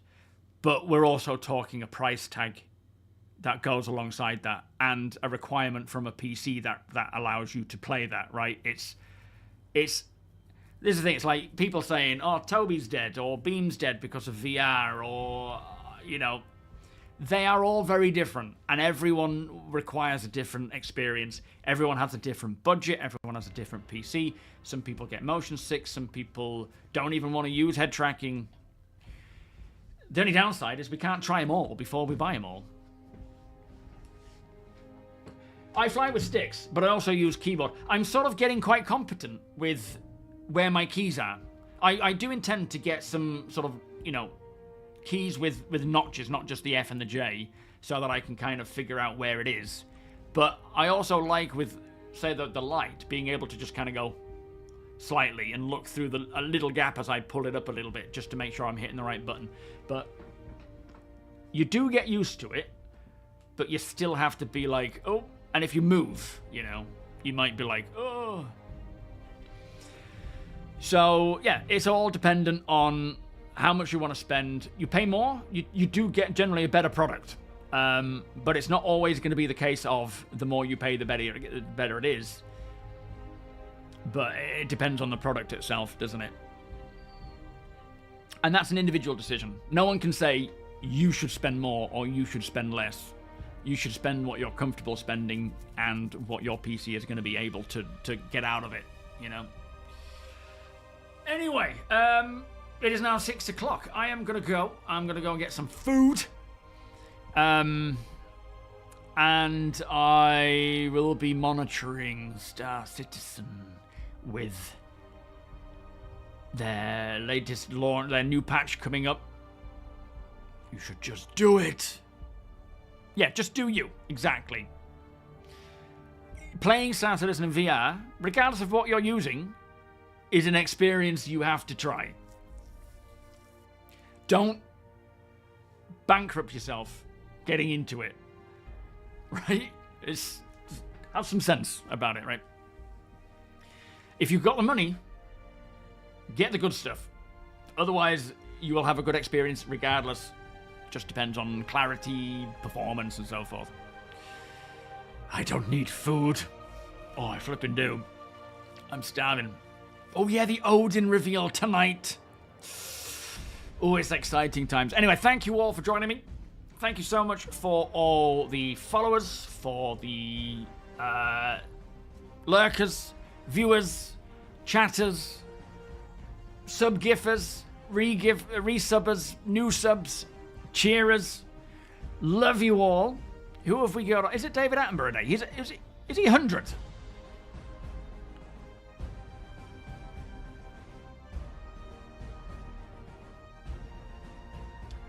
Cobra Force? Who's Cobra Force? Do they make VR? Let me see who's live right now to pass it on to. 100 today. Crazy. What a legend. Alright, we've got Detox on. Shall we pass a Detox his way?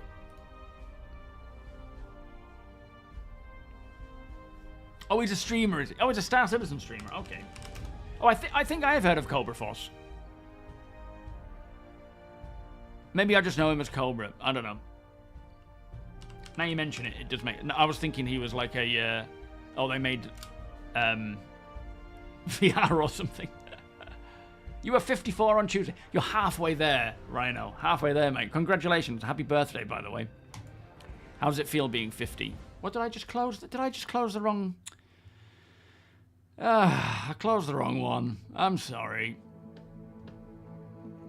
For that, let's just go to my end screen. 07, everyone. Have a great evening, whatever it is you get up to. I don't know the specs of the Steam frame, but I know PIMAX do push the boundaries of specs. And they will certainly be up there as, you know, the Dream Air will certainly be one to look at and compare. Or even the Super will be worth comparing to the Steam frame. We will see. Anyway, I will see you all on Wednesday. I'm not even going to see you Monday because I'm not streaming. So I'll see you all on Wednesday. Hopefully by then we'll have a lot more to talk about, a lot more to play. And 4.8 will be pretty much about to release. Much love, good night, and bye-bye.